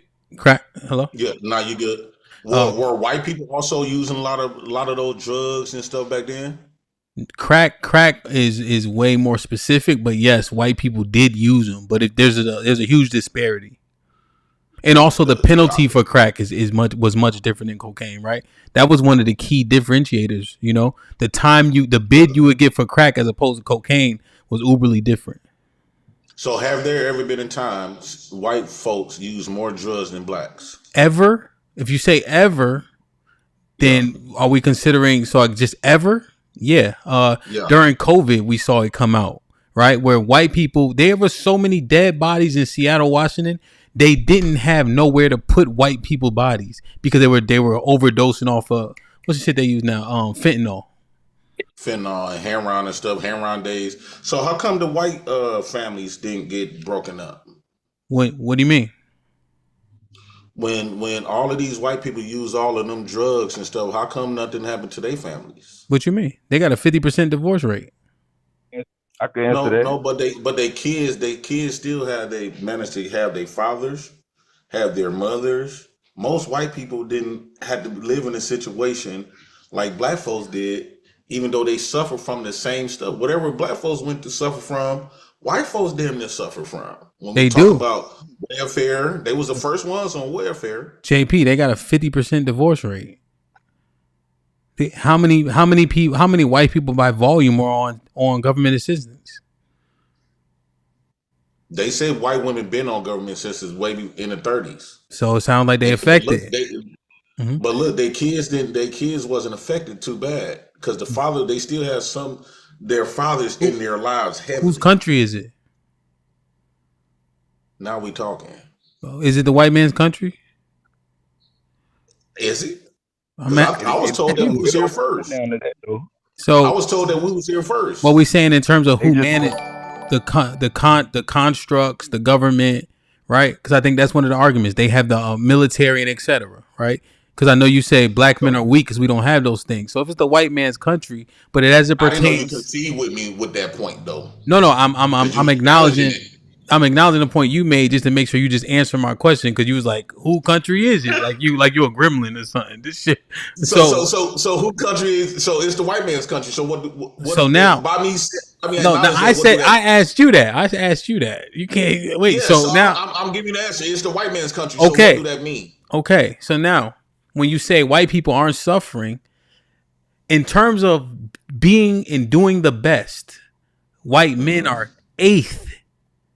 Out of 11 groups of men, right? So you got all these groups. White men fall to number 8, right? Then you have black and Hispanics. So 10, 9, and 10. So they're ranked damn near at the bottom at their own country. So when you say they didn't suffer, I would say you have to substantiate that. And when you look at them on these different brackets and rankings, they're not at the top. I disagree with that because which one? Don't even after that pandemic where drugs and stuff kicked in, who still maintained the ultimate power? Because the people that originally established this power is dead and gone.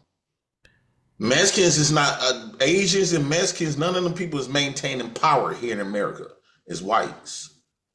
Yeah, so how come even if they were so called at the bottom and they was affected by drugs? How come whites still maintain the power? Yeah, you pass down power. You talking about 1%. We talking about the majority that you would deal with on a consistent basis ain't doing shit. They living paycheck to paycheck. They coked up and doped up. They got a 50% divorce rate, and their kids is regular as hell. So are you telling me the white neighborhoods in America, all over America, is poor? More poor than black folks' neighborhoods? No, there's more poor white neighborhoods than rich white neighborhoods, right? Because if you go to Woodmore, Maryland, where it's 99% black, you cannot find a house under. Be more rich people than. Well, wait. Poor, not mean poor though. No. Here's just make sure you hear this point, right? Because I think people act like all black neighborhoods are poor and impoverished, right? No. So we have Woodmore as an example in Maryland, where you can't buy a house for under $1 million, and it's 99% black. You know, so what are we saying? There's more poor white people than rich white people by far. I could bring some clarity. Who maintain all of the businesses? Capitalism, all of the businesses in America. Who maintained the majority? Because you don't like to use the word some, so we can't use the word some of the Asians, some of the black, some of the Who use some? Who maintained the majority of the businesses in America? Who used some? Even to this day. Just a point of clarification. Who used some? Because I don't want us to say, well, it's me. You know I ain't gonna say some. Okay. Who maintained the majority of the businesses? Who owns the majority of businesses in the United States of America? I think white people. I think white people do. So that contradicts the white people is only 1% of them rich, but the majority of millions of businesses owned and led by white men. How many people you think? 85% of people work for somebody else. No, I understand that, but there's a difference when white people work for white people, then black people working for white people, then Asians working for white people. I got you, but that wasn't your point though, right? Because that's why I'm telling you the 1% is what you pointing at.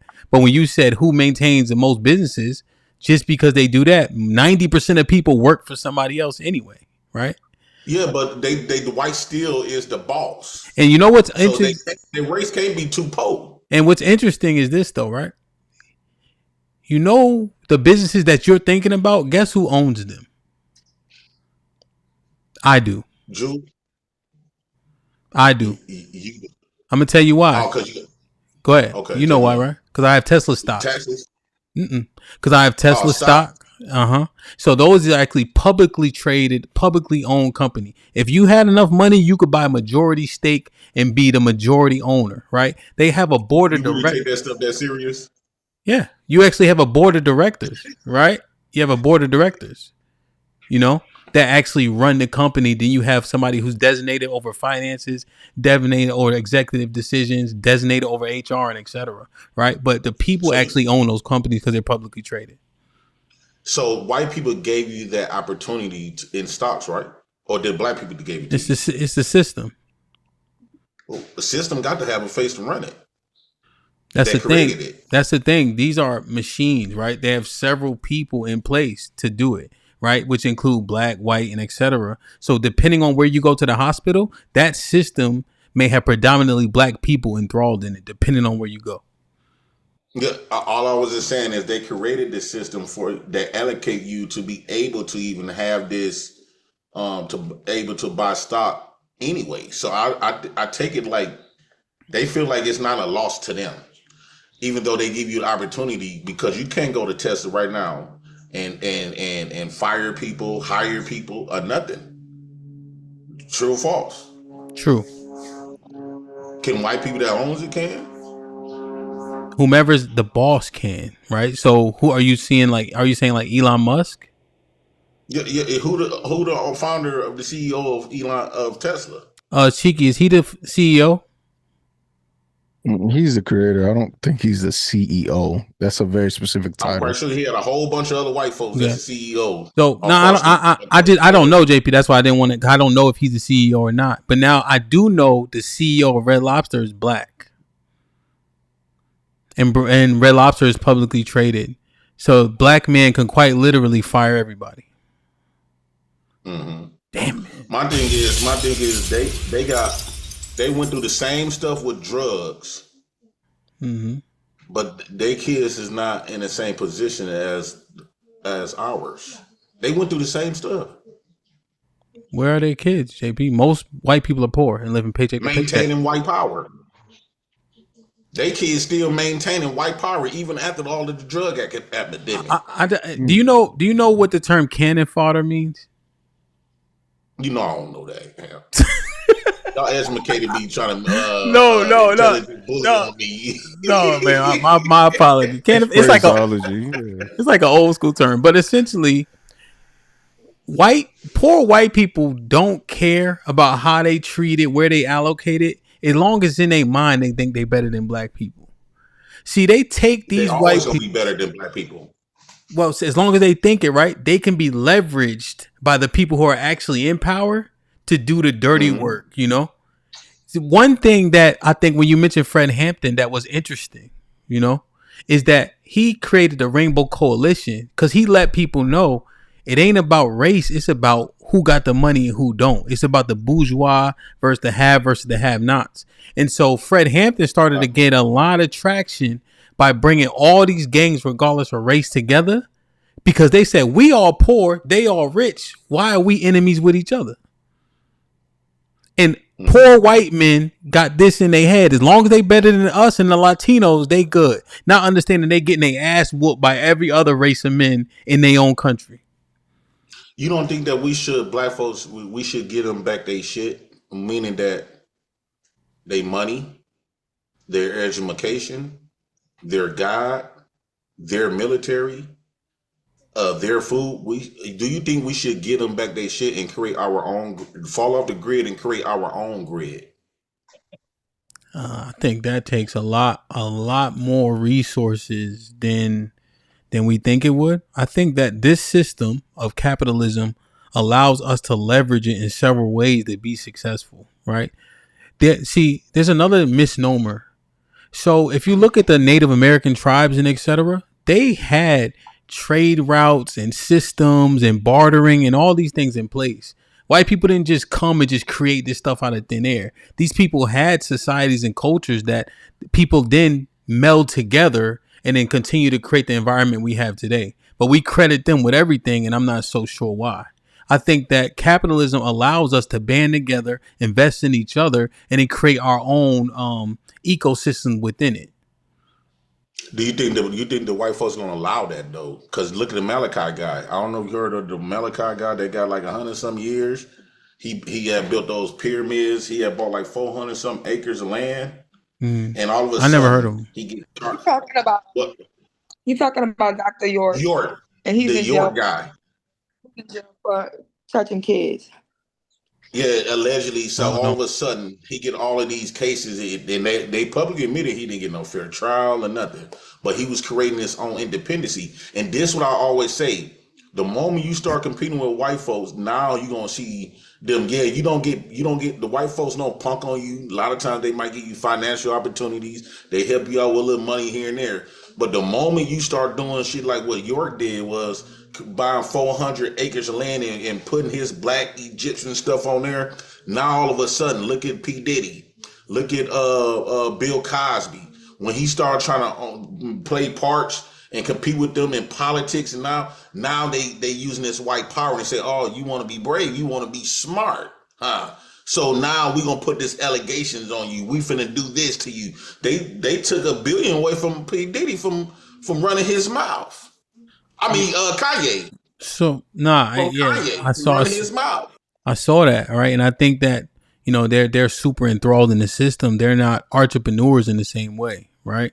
And so I think I know a very small group, JP. It's only 100 brothers right now and their families in Georgia, where they've got those homes. What's that shit? What's they called? Not mobile home. It's called something else. Mobile trailer homes. It's kind of like there's a different word though. But yeah, essentially like trailers. You know what I'm saying? Modular. Something like modular, right? And so now they got an entire community in which all those brothers work for themselves. You know, they farm and etc. And that community had started about 4 years ago. And then they've built it up to from about 10 brothers to now 100 brothers. You know, and they family. So it's probably 200 people out there, 300, you know, and they've been building it up and they work for themselves, you know, like they own a mechanic shop. They own this stuff, you know, they're not working within like somebody's confines, like Kanye as an example. And I found that they're being more successful in that way. If you had $1 million and a white man had $1 million, are you just as equal to that white man here in America? If we have $1 million, me, myself, and others, I think black people, I think our million doesn't go as far. Black people are meaning like what? Do you think our million give us power like the way it does other people? Power, yes. I think what's the extent of it though is the key, right? I think that they can say what they want about just crunching numbers and all that, but everything is considered when people want to invest in you, give you loans from who you're related to and etc. To get a top secret clearance, your cousin can get you denied, right? Because if your cousin is a criminal, guess who they not going to empower in that way, you know? So, yeah, I think that everything matters, and we've just historically had less access to capital. So what I'm saying is if I got $1 million and I want to start a business, it's more likely I have to use my own money as opposed to the white man. He going to be able to leverage somebody else's money along with his own money. So that's why I think his will go further. Okay, we ain't talking about businesses. We talking about, okay, do you know a group of black people?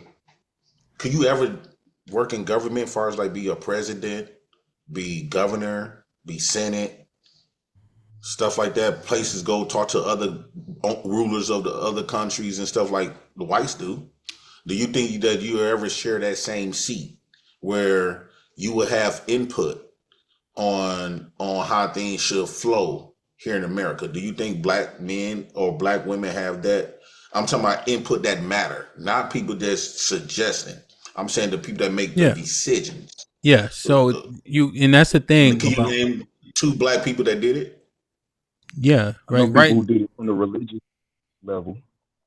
Yeah, religiously. But who's the president? What's the governor's name of Maryland as an example? And then DC has a black mayor. I think we get so focused on the president, but you can effectuate a lot of change locally.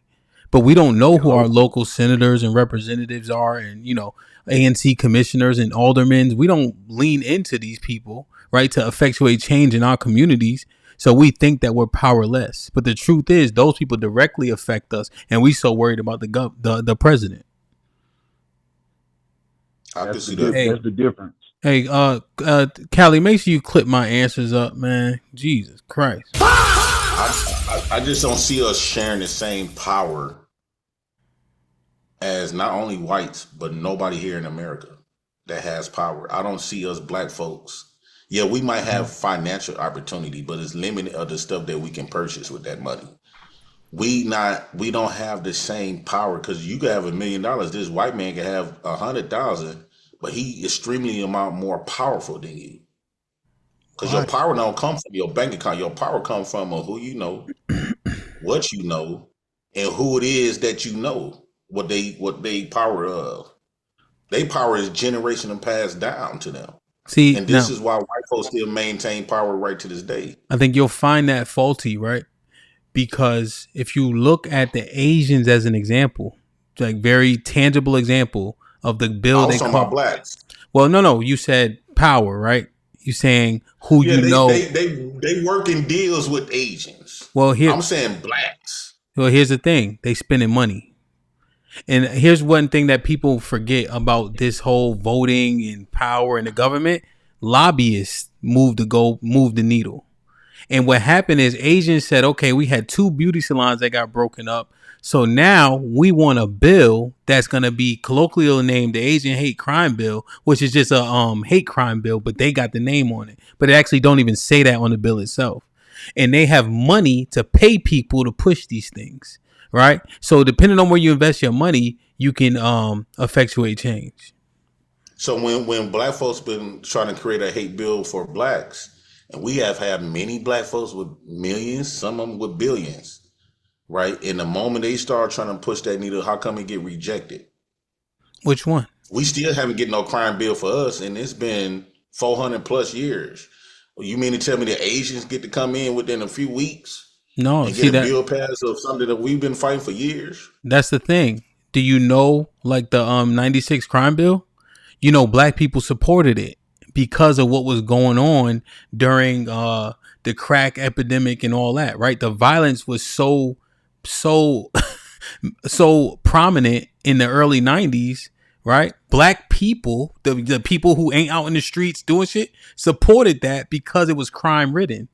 You see? Oh, okay. So the crime bill went against black folks anyway, so it was easier to pass. Well, so black people who were subject to the crime in these areas said, yes, we need to stop this shit.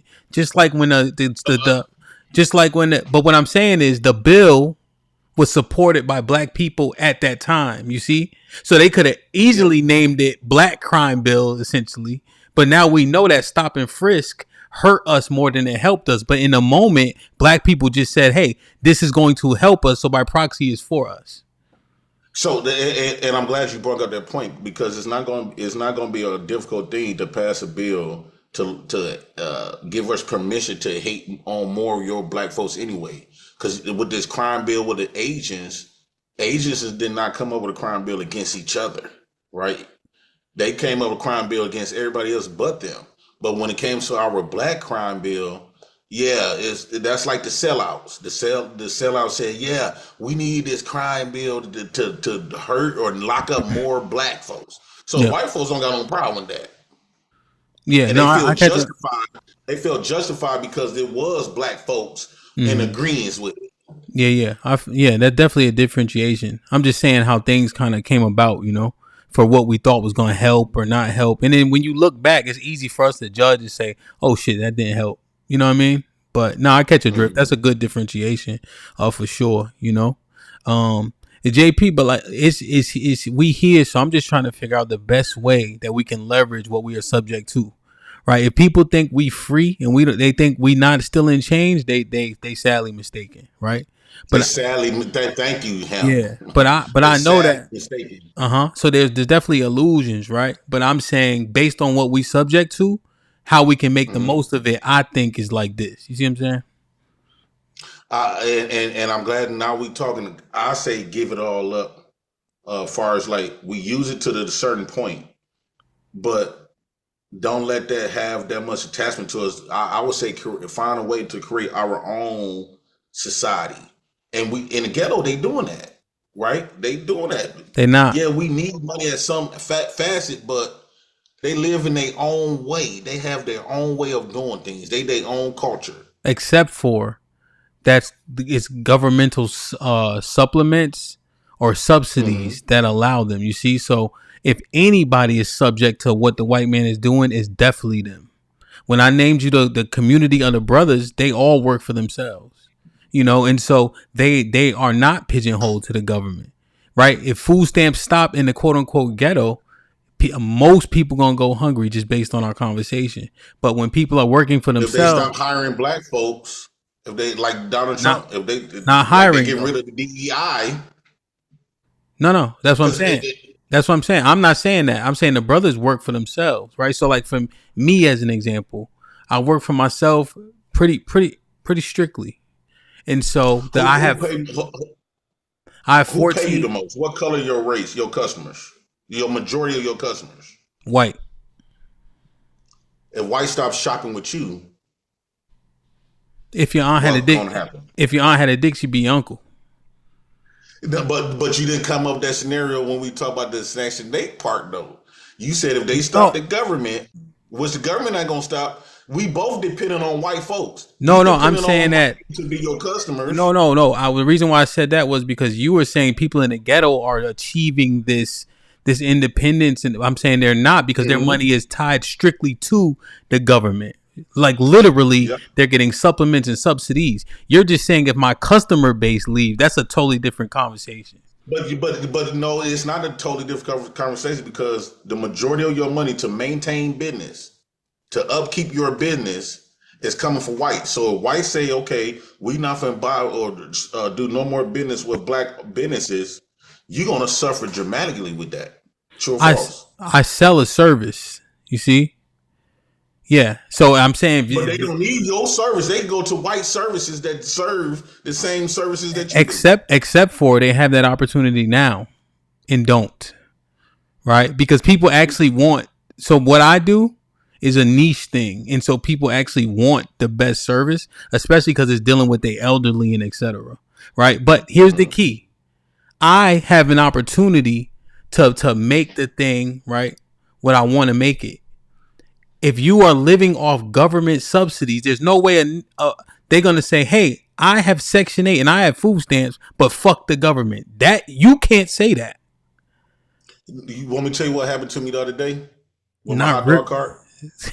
Now let me tell you what happened to me the other day. Now I got a hot dog cart, my own business. Yeah, I didn't see what time it was. Let me. Can I say this, Hamp? Go ahead. When I went to Friday Night Live, right now it was a lady right next door from me. She had a hot dog cart too. She been there 2 years after they removed me. She been there 2 years, right? Mm-hmm. So the first couple of Friday Night Lives, guess what they did? What? Majority of whites did not buy from me. They went strictly to her, right? Mm-hmm. And so my third day on the Friday Night Live, I had a few sales, but then next thing you know, I got a complaint, and so now they removed all of the hot dog carts because they kept complaining to the people that gave us that spot that why do they got me here? And he said he got all his licenses, he clean, he it's not like the old at the band, right? And so all of a sudden they made a complaint, and now she got all of the hot dog cart removed because I came in the picture. You gotta level with them people. You gotta make relationships. No, I disagree with Royce. I think JP, you pointing out an issue, right? That shouldn't have been an issue, right? Let the best man win, right? Yo, I'm telling you, I had a similar complaint, right? I always wear, not a complaint per se, right? But when we do like walkthroughs for like big bids, you know, the other movers come in there looking like janitors. I wear a suit, you know? Mm-hmm. And then so then I got one bid, and he's like, yeah, the other guys were complaining like you came dressed to the nines like it was Easter. And I'm like, well, good thing I don't celebrate Easter, you know. But they always want to complain about some shit when just you put a suit on too. You get the, well, I don't know how to say it for hot dog, bigger hot dog, Paul. I don't know what the fuck, right? But you could do shit that way, you know. But instead, they complain. They complain because they was tossing around their white power. Their white dick is still more powerful than your business, and white people got a way of not supporting you because they know if they don't support your business gonna go out of style. Right, I mean, your business, you're gonna lose because you can't really depend on blacks. Majority of black people cannot afford your business, the majority. And because if they did, you already said whites is the majority of your customers. So if they all reject your services just because you black, they're not gonna tell you that. They're gonna come up and give you the biggest smile. Hi, Mr. Ham, how you doing? How you doing? But none of them is giving you no services. And before you know it, this is what I'm saying. Black folks still got to depend on whites, no matter if you getting government aid or if you working, because you got to depend on their businesses to give you a job opportunity. Yeah. If they don't ever hire you, guess what? You never employ. Yeah, but it's not. When it comes to businesses, more people on your team. You drawing, I can hire other people instead of no, but you drawing a false equivalency, right? They literally feeding you, right? I also have black customers. They not literally feeding me. I'm not saying fuck the government and make sure the government send me my food stamps. That's not the same thing. Because remember what our conversation was. How do you take back power? You see, so because I'm an entrepreneur, right? So now I also have 14 other black men that I pay 3 times the minimum wage. My bad, I had to calculate it because the minimum wage here is $7.50 and I pay them at least $22 to $25 an hour, right? So now their circumstances change. Their circumstances are different as well. You see? Your customers not feeding you? Because without the customers, you don't eat. I'm not saying fuck the customers, right? As they feed them. You saying that these people are doing some shit in the ghetto and at the same time making sure the thing that they speaking out against makes that deposit every month. That's not the same thing. You see? I also don't have all white customers. I work for this. I don't have all. Well, but that you changing it though now, right? So now No, I did. I've been working since I was 16, and I paid into the system. Well, wait. So just to finish the point, right? And so now also all my customers aren't white. You just asked me predominantly are they white? Now here's the thing. The majority, yes. Predominantly. So if the majority leave, they're now, here's one thing that maybe I failed to mention, right? We get referrals, right? Largely 95% of our business is referral based. Guess which color 95% of the people referred to us are? What? Black. I understand all that, but at some point, you're not finna. If you saying that the white system majority HAMP, and if they have this raised to the where they want to secretly boycott HAMP's business, and the majority of the people leave your business, that's gonna leave you in shambles. So we all dependent on the whites. It don't matter if you working JP, business, my business wouldn't be government aid. My business wouldn't be. What'd you say, bro? He could go to another area. He don't need to be over there. Yeah, we have a lot. Yeah, that's why one of the reasons why I'm moving back to Milwaukee and stuff. Yeah, no, we have a bunch of clients, but just in terms of the people, right? And it's probably like 60-40, but the people who send us the business are predominantly black people, If you had nothing but black people, would you have to lower your prices? No. Mm-mm. So like as an example, and I would just designate myself differently. Now this is where the unique experience matters to JP. Like as an example, I had the same business in DC where the majority of the clients are black, right? And that's an expensive place, so your pricing doesn't have to drop, and it's all about the service in which you offer, So I just know black people they like to find stuff way cheaper. That's why they rather, because if I'm not being biased and I had to take you and an illegal immigrant, you charge me $2,000 to move this old big old apartment. The illegal is going to charge me $5,000. who would you want me to choose? How much is he do the charging? same work? 500, because he's illegal. He just need to get some money. Oh. You don't expect to get paid the proper way because you're a legal citizen. Yeah. Also, so he getting me a $1,500 cut. Yeah. No, I would recommend you go with me. You recommend that I go with you over the illegal? Yeah, because how much is your stuff? You got a big old apartment. You said, is your stuff worth more than $500? Worth more than $200? Yeah. Do they offer you? If you add everything together. Do they offer you valuation? What's evaluation? So, like, let's say you say my stuff is worth $1,000. Do they sell you what is similar to insurance to insure it? Oh, you talking about insurance? I would say no. You know he ain't. Right? Right. Because he's illegal. Mm-hmm. Yeah, but I'm saying you risk and reward, I guess, right? You know?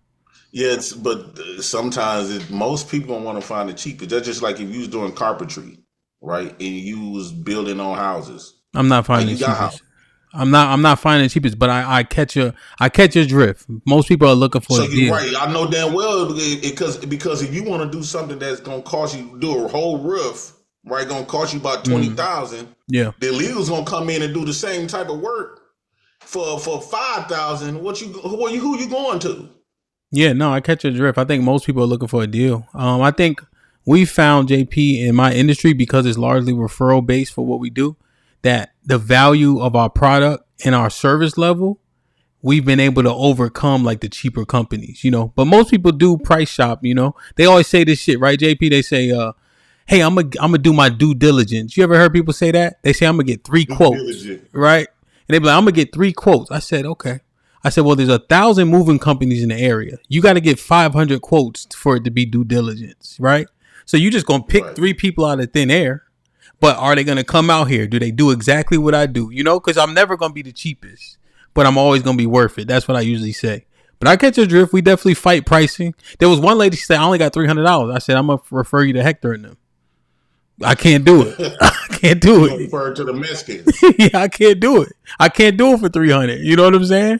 How much you charge to move people? I'm quite sure it depends on how. Yeah, it depends. It depends. Yeah, it depends. We do packing, moving, unpacking. We make the bed. We hang TVs. So we do because we do mostly elderly people. So we got to help them with all of it. So our average move is between like $3 and $7 grand. But it's packing and everything. You know what I'm saying? So we provide the boxes, the truck, all of it. So that's a lot of money, bro. Yeah, it's like a one-stop shop. You got to think of somebody primarily, the people that's moving, primarily they moving because they couldn't pay the bills or they got to find something cheaper. And then I understand that now people want to move into something bigger. They probably got a bigger opportunity. Yeah, but if most people, the majority of people, if they have to move, 9 times out of 10, they can afford where they at. And you talking about whacking them 7 bands?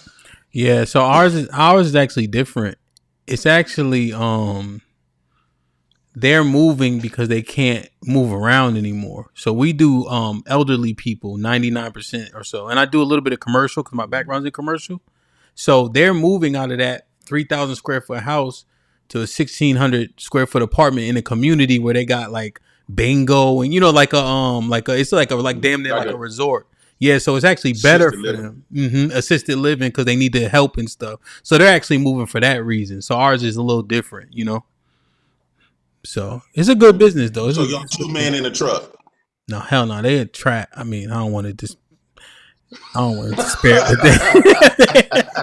We are much different. If you want cheaper costs, you should use 2 men in the truck over me for sure. They're cheaper for sure. But that's a different. Any guys who want to come work for me, they say they work for 2 men. I ain't hiring them. They got bad habits. I don't like it. So do they got a history of tearing up people's stuff? Yes. Yep. Yeah. It's unfortunate, Major, here's the thing. I did this before. I did a few small business streams. They're probably my lowest watched streams too. Yeah, so they do this. So movers have a federal mandate of 60 cents per pound per article. So let's say I break your TV, your TV was 10 pounds. I have to pay you 60 cents times 10 pounds. Right? Because that's the federal mandate, because people were trying to get over on movers saying they broke my shit. I want it fixed. You know what I'm saying? But now 2 men in a truck, they're compliant because they break your shit. They're going to pay you that 60 cents per pound and be done with it. You know, we'll go, I'll replace the stuff. I'll fix it. Cause I can fix a lot of stuff too, like a leg or something. You know, you glue it, you resand it, stuff like that. You know, we go that far, but they'll just give you the 60 cents per pound. So they give you a check for $15 and they done with you. Yeah. You know, and they do shit like hold the stuff on the truck until you pay. So they'll quote you $1,000. You get there, it's actually gonna be $2,000, and they will not unload your truck until they get that money. It's a lot of like just crazy shit, you know. That's why I would have called Pookie them or Hector them. Like, man, y'all come help me. That's why it's always good to have a lot of family members. Because that's all I knew because we always used to move. I never knew about people who had to pay for movers until I came in a white neighborhood. Because in the ghetto, you always can find a bunch of little knuckleheads and your uncles and them. I was one of those knuckleheads. My uncles and them used to always come and get and help us move. I ain't never really seen nobody pay for movers. Yeah, man, it's big. And one thing, it usually be the bougie people. You be surprised, bro. A lot of people call us, you know, and there's times, JP, where like, let's say the person is black, I'll do the move myself because that way I can keep my costs down. And if I do it, I can give them the lower price. You know what I mean? Because if I got to pay my guys, I got to charge more. So I'll go like if it's 10 pieces of furniture and 40 boxes or so, I do that shit myself in like 4 hours, you know? So there was an older black lady. I just did it. My wife and I did it. You know what I mean? I just brought her. We did it as opposed to sending our team as a way to lower her costs so that it didn't cost us money to do it. And at the same time, we could do it for her. And that's the thing about like us being entrepreneurs, right? So if I come to the hot dog cart and it's you there, you might give me an extra hot dog because I got 6 kids. Right. And at the same time, this old black lady who needed us, me and my wife did it. Boom. Now we saved her money. She paid us just enough to pay for the truck and supply, you know, stuff like that. But we didn't make no money off her, but that wasn't the goal. You know what I'm saying? We just helped her out because she needed it. So, you know, and then I make my money back on the white people. You know what I'm saying? So that's a good thing about owning your own shit. Trucks. Yeah. I have trucks and I rent trucks. So I own trucks and I rent trucks too. Yep. That's smooth as hell. So if I start a moving company, right? Knowing that we don't got no trucks, all I gotta do is go get a U-Haul for like $50 a day. You right? could. It depends on the gas, pay the gas mileage, and then I get the. That's like. But we put some ads on Facebook to find people to do the moving. But ours is very like like sophisticated in like how we do it, you know. So like just the science behind it, because it's more. But yes, that's simple, you know. But it's more than that, which is why we've been able to be successful, you know. And that's why we don't have to be cheap, because I'm not cheap. Like I'm saying we, because my wife and I, right? We're not cheap. Mm-hmm. Like we're like if you want, you could. If I did a move for $1,000, no bullshit, you could find somebody to do that same move for $500. No bullshit. Right, but the service level, the emails, the touch, so we don't never quote over the phone, you know, unless I kind of am very familiar. Unless that's when you know shit finna be expensive when they don't quote over the phone. Yeah, we always go in person because now I can give you a flat rate price because I've seen everything. You know what I mean? I know what I'm looking at. I know the other place. You know, so we just be very hands on. It's called like white glove. You know. What type of workers? Where do you get your workers from to be so dedicated and motivated? Like where you get your 100%. Indeed, and then referrals. And I'm pretty strict though. I ain't gonna lie. Like I'm pretty strict. Like I'm pretty heavy handed. So like one job I had to do by myself because the 2 guys showed up late, so I had to fire them both. Yeah, because I was saying the company is one thing I learned about working like in a group home. The company could be the assisted living home could be fantastic. But the workers be ass. Then that brings the value down of the company. Yo, I'm gonna tell you, they're gonna look at it like this your business. The most valuable things in a business, the people are the brand, and that phone. If you don't have a good phone system, if you're not prompt, dedicated, you know what I'm saying, communication, and then your people when they show up, you smell like smoke, I'm firing you all first day. I don't got no time. It don't matter, right? You know. So I think you just got to be strict because you're going into people's houses. They already have a stigma when they see all black faces, right? So now you have to get past the stereotypes. You know. So you go in their house with a whole bunch of black people? It's all black people. That's what I mean when I say level with. You gotta get past. And y'all be in white folks' houses? Yep. I shake hands hard. Shake hands hard. Break their hand off. You know. And we do we're a consultant. You know. So we're not. You can't shake white people's hands like that. You gotta shake it real soft. You gotta make them feel like you intimidated by them. I just let them know I'm in charge. And so we do consultative sales, JP. We don't do solution based. Solution based like this.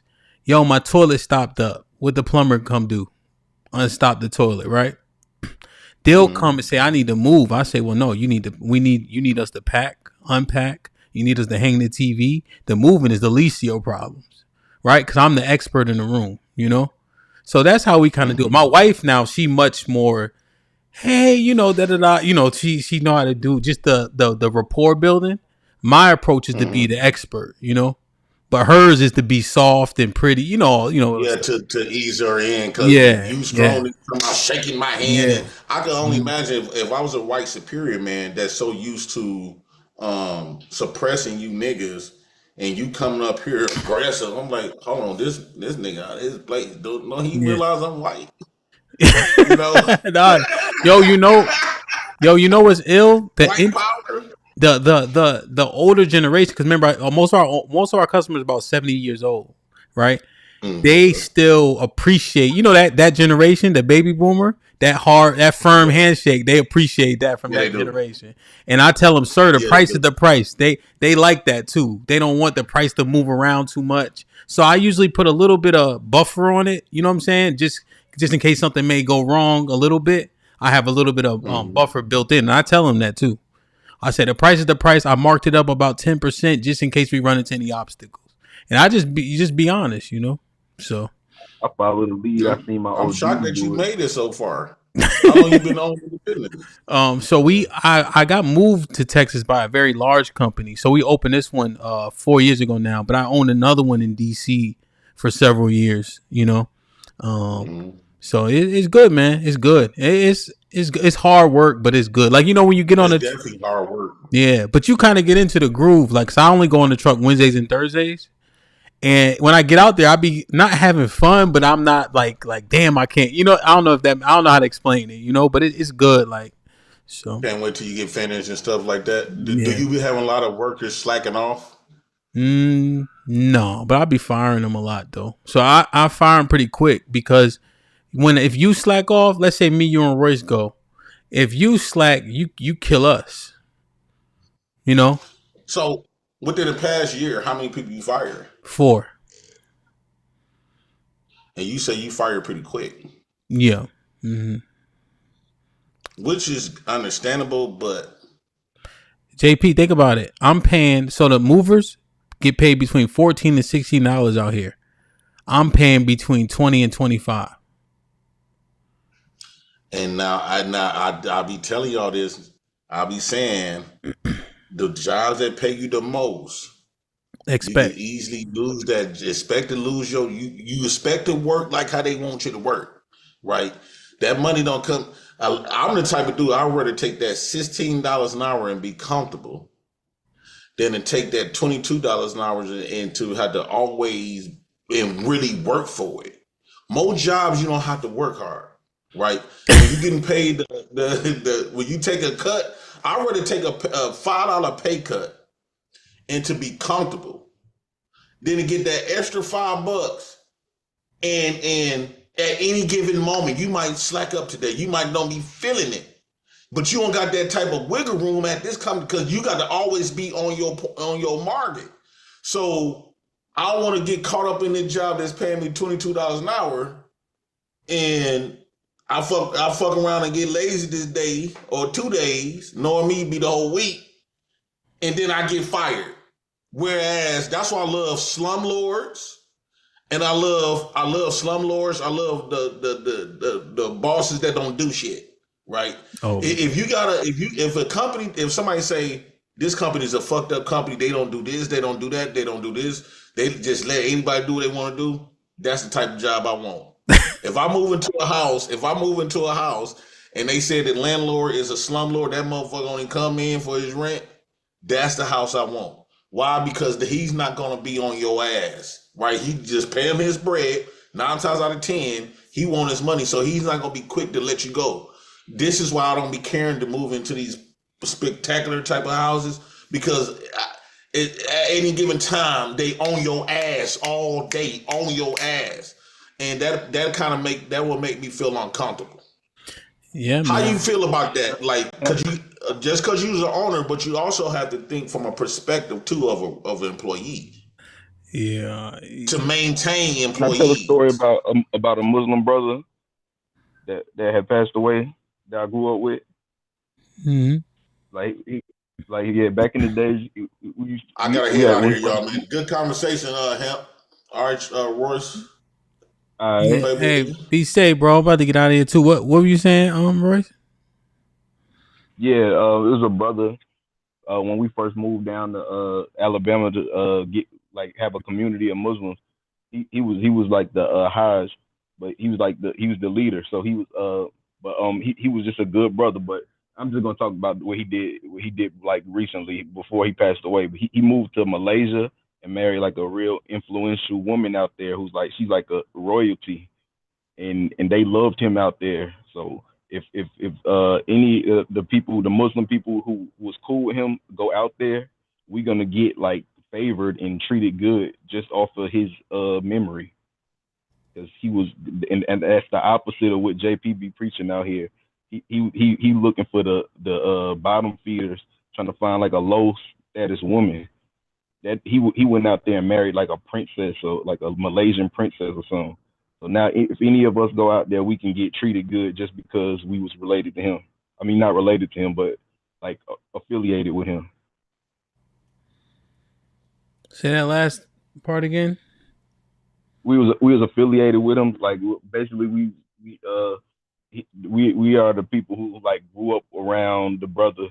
So just because of that, like they want us to come out there and meet them, like the Malaysian people. And that's just because he was such a good dude though, and his personality and just his morals, and he everybody loved that dude. That's the difference between when you go around burning bridges all the time, or just not being known as a trustworthy person, a reliable person. Yeah, no, 100%. You know, yeah, transparency, for business definitely matters. All of it, man.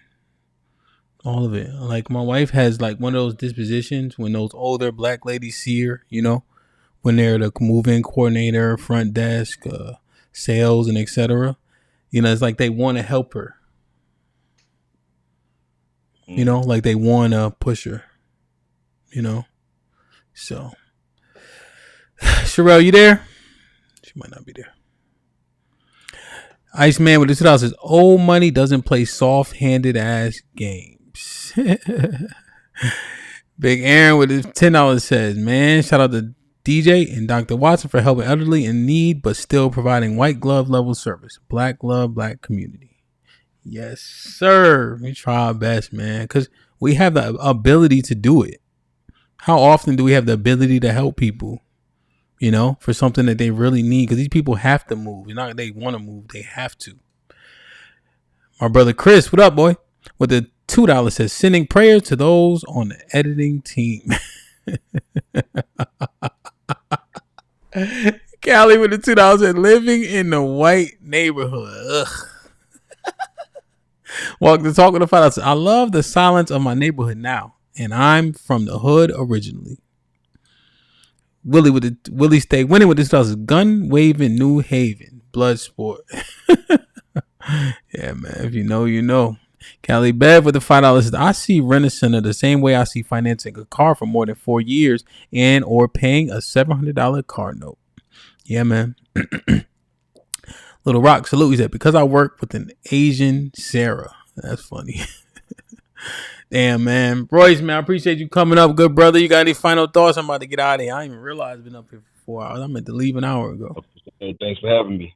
Yes, sir. Be safe, man. Come up more often, man. You get comfortable. You know, I think you got some. I think you listen pretty well, you know. So holla at me sometime. You know what I mean? All right. All right. Mr. Williams. All right. Have a blessed one. Be safe, you heard? Salute to the chat. Salute to HAMP and Sherelle, man. It was really good. I wish I could have heard what Cheeky had to say about everything. But yeah, man, if you got kids, man, try to put them in the best environment you can. You know, the most safest environment. You know, it makes a big difference with children. So I just want to say happy birthday to my baby boy again and salute.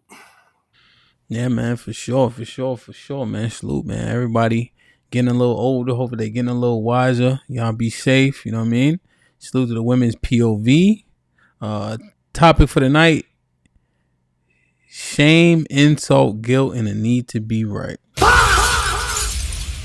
Should be interesting, man. Salute to everybody in the building. Make sure y'all hit the like button, please. Come back and hype the video. Shout out to Impress, man. Use my link. Go to No Magic for the dopest hats, the latest hats. I'll be wearing them. I forgot to wear it today. Discount code DJ HAMP. You know, see what you can get off in terms of percentage. Join the Discord to stay in the know, and we'll see you this evening, most high willing. I don't think she's right there, so we see her. So I love y'all. I appreciate y'all. Be safe and do the right thing, man. Like, share, subscribe. Tell a friend to tell a friend. And we out.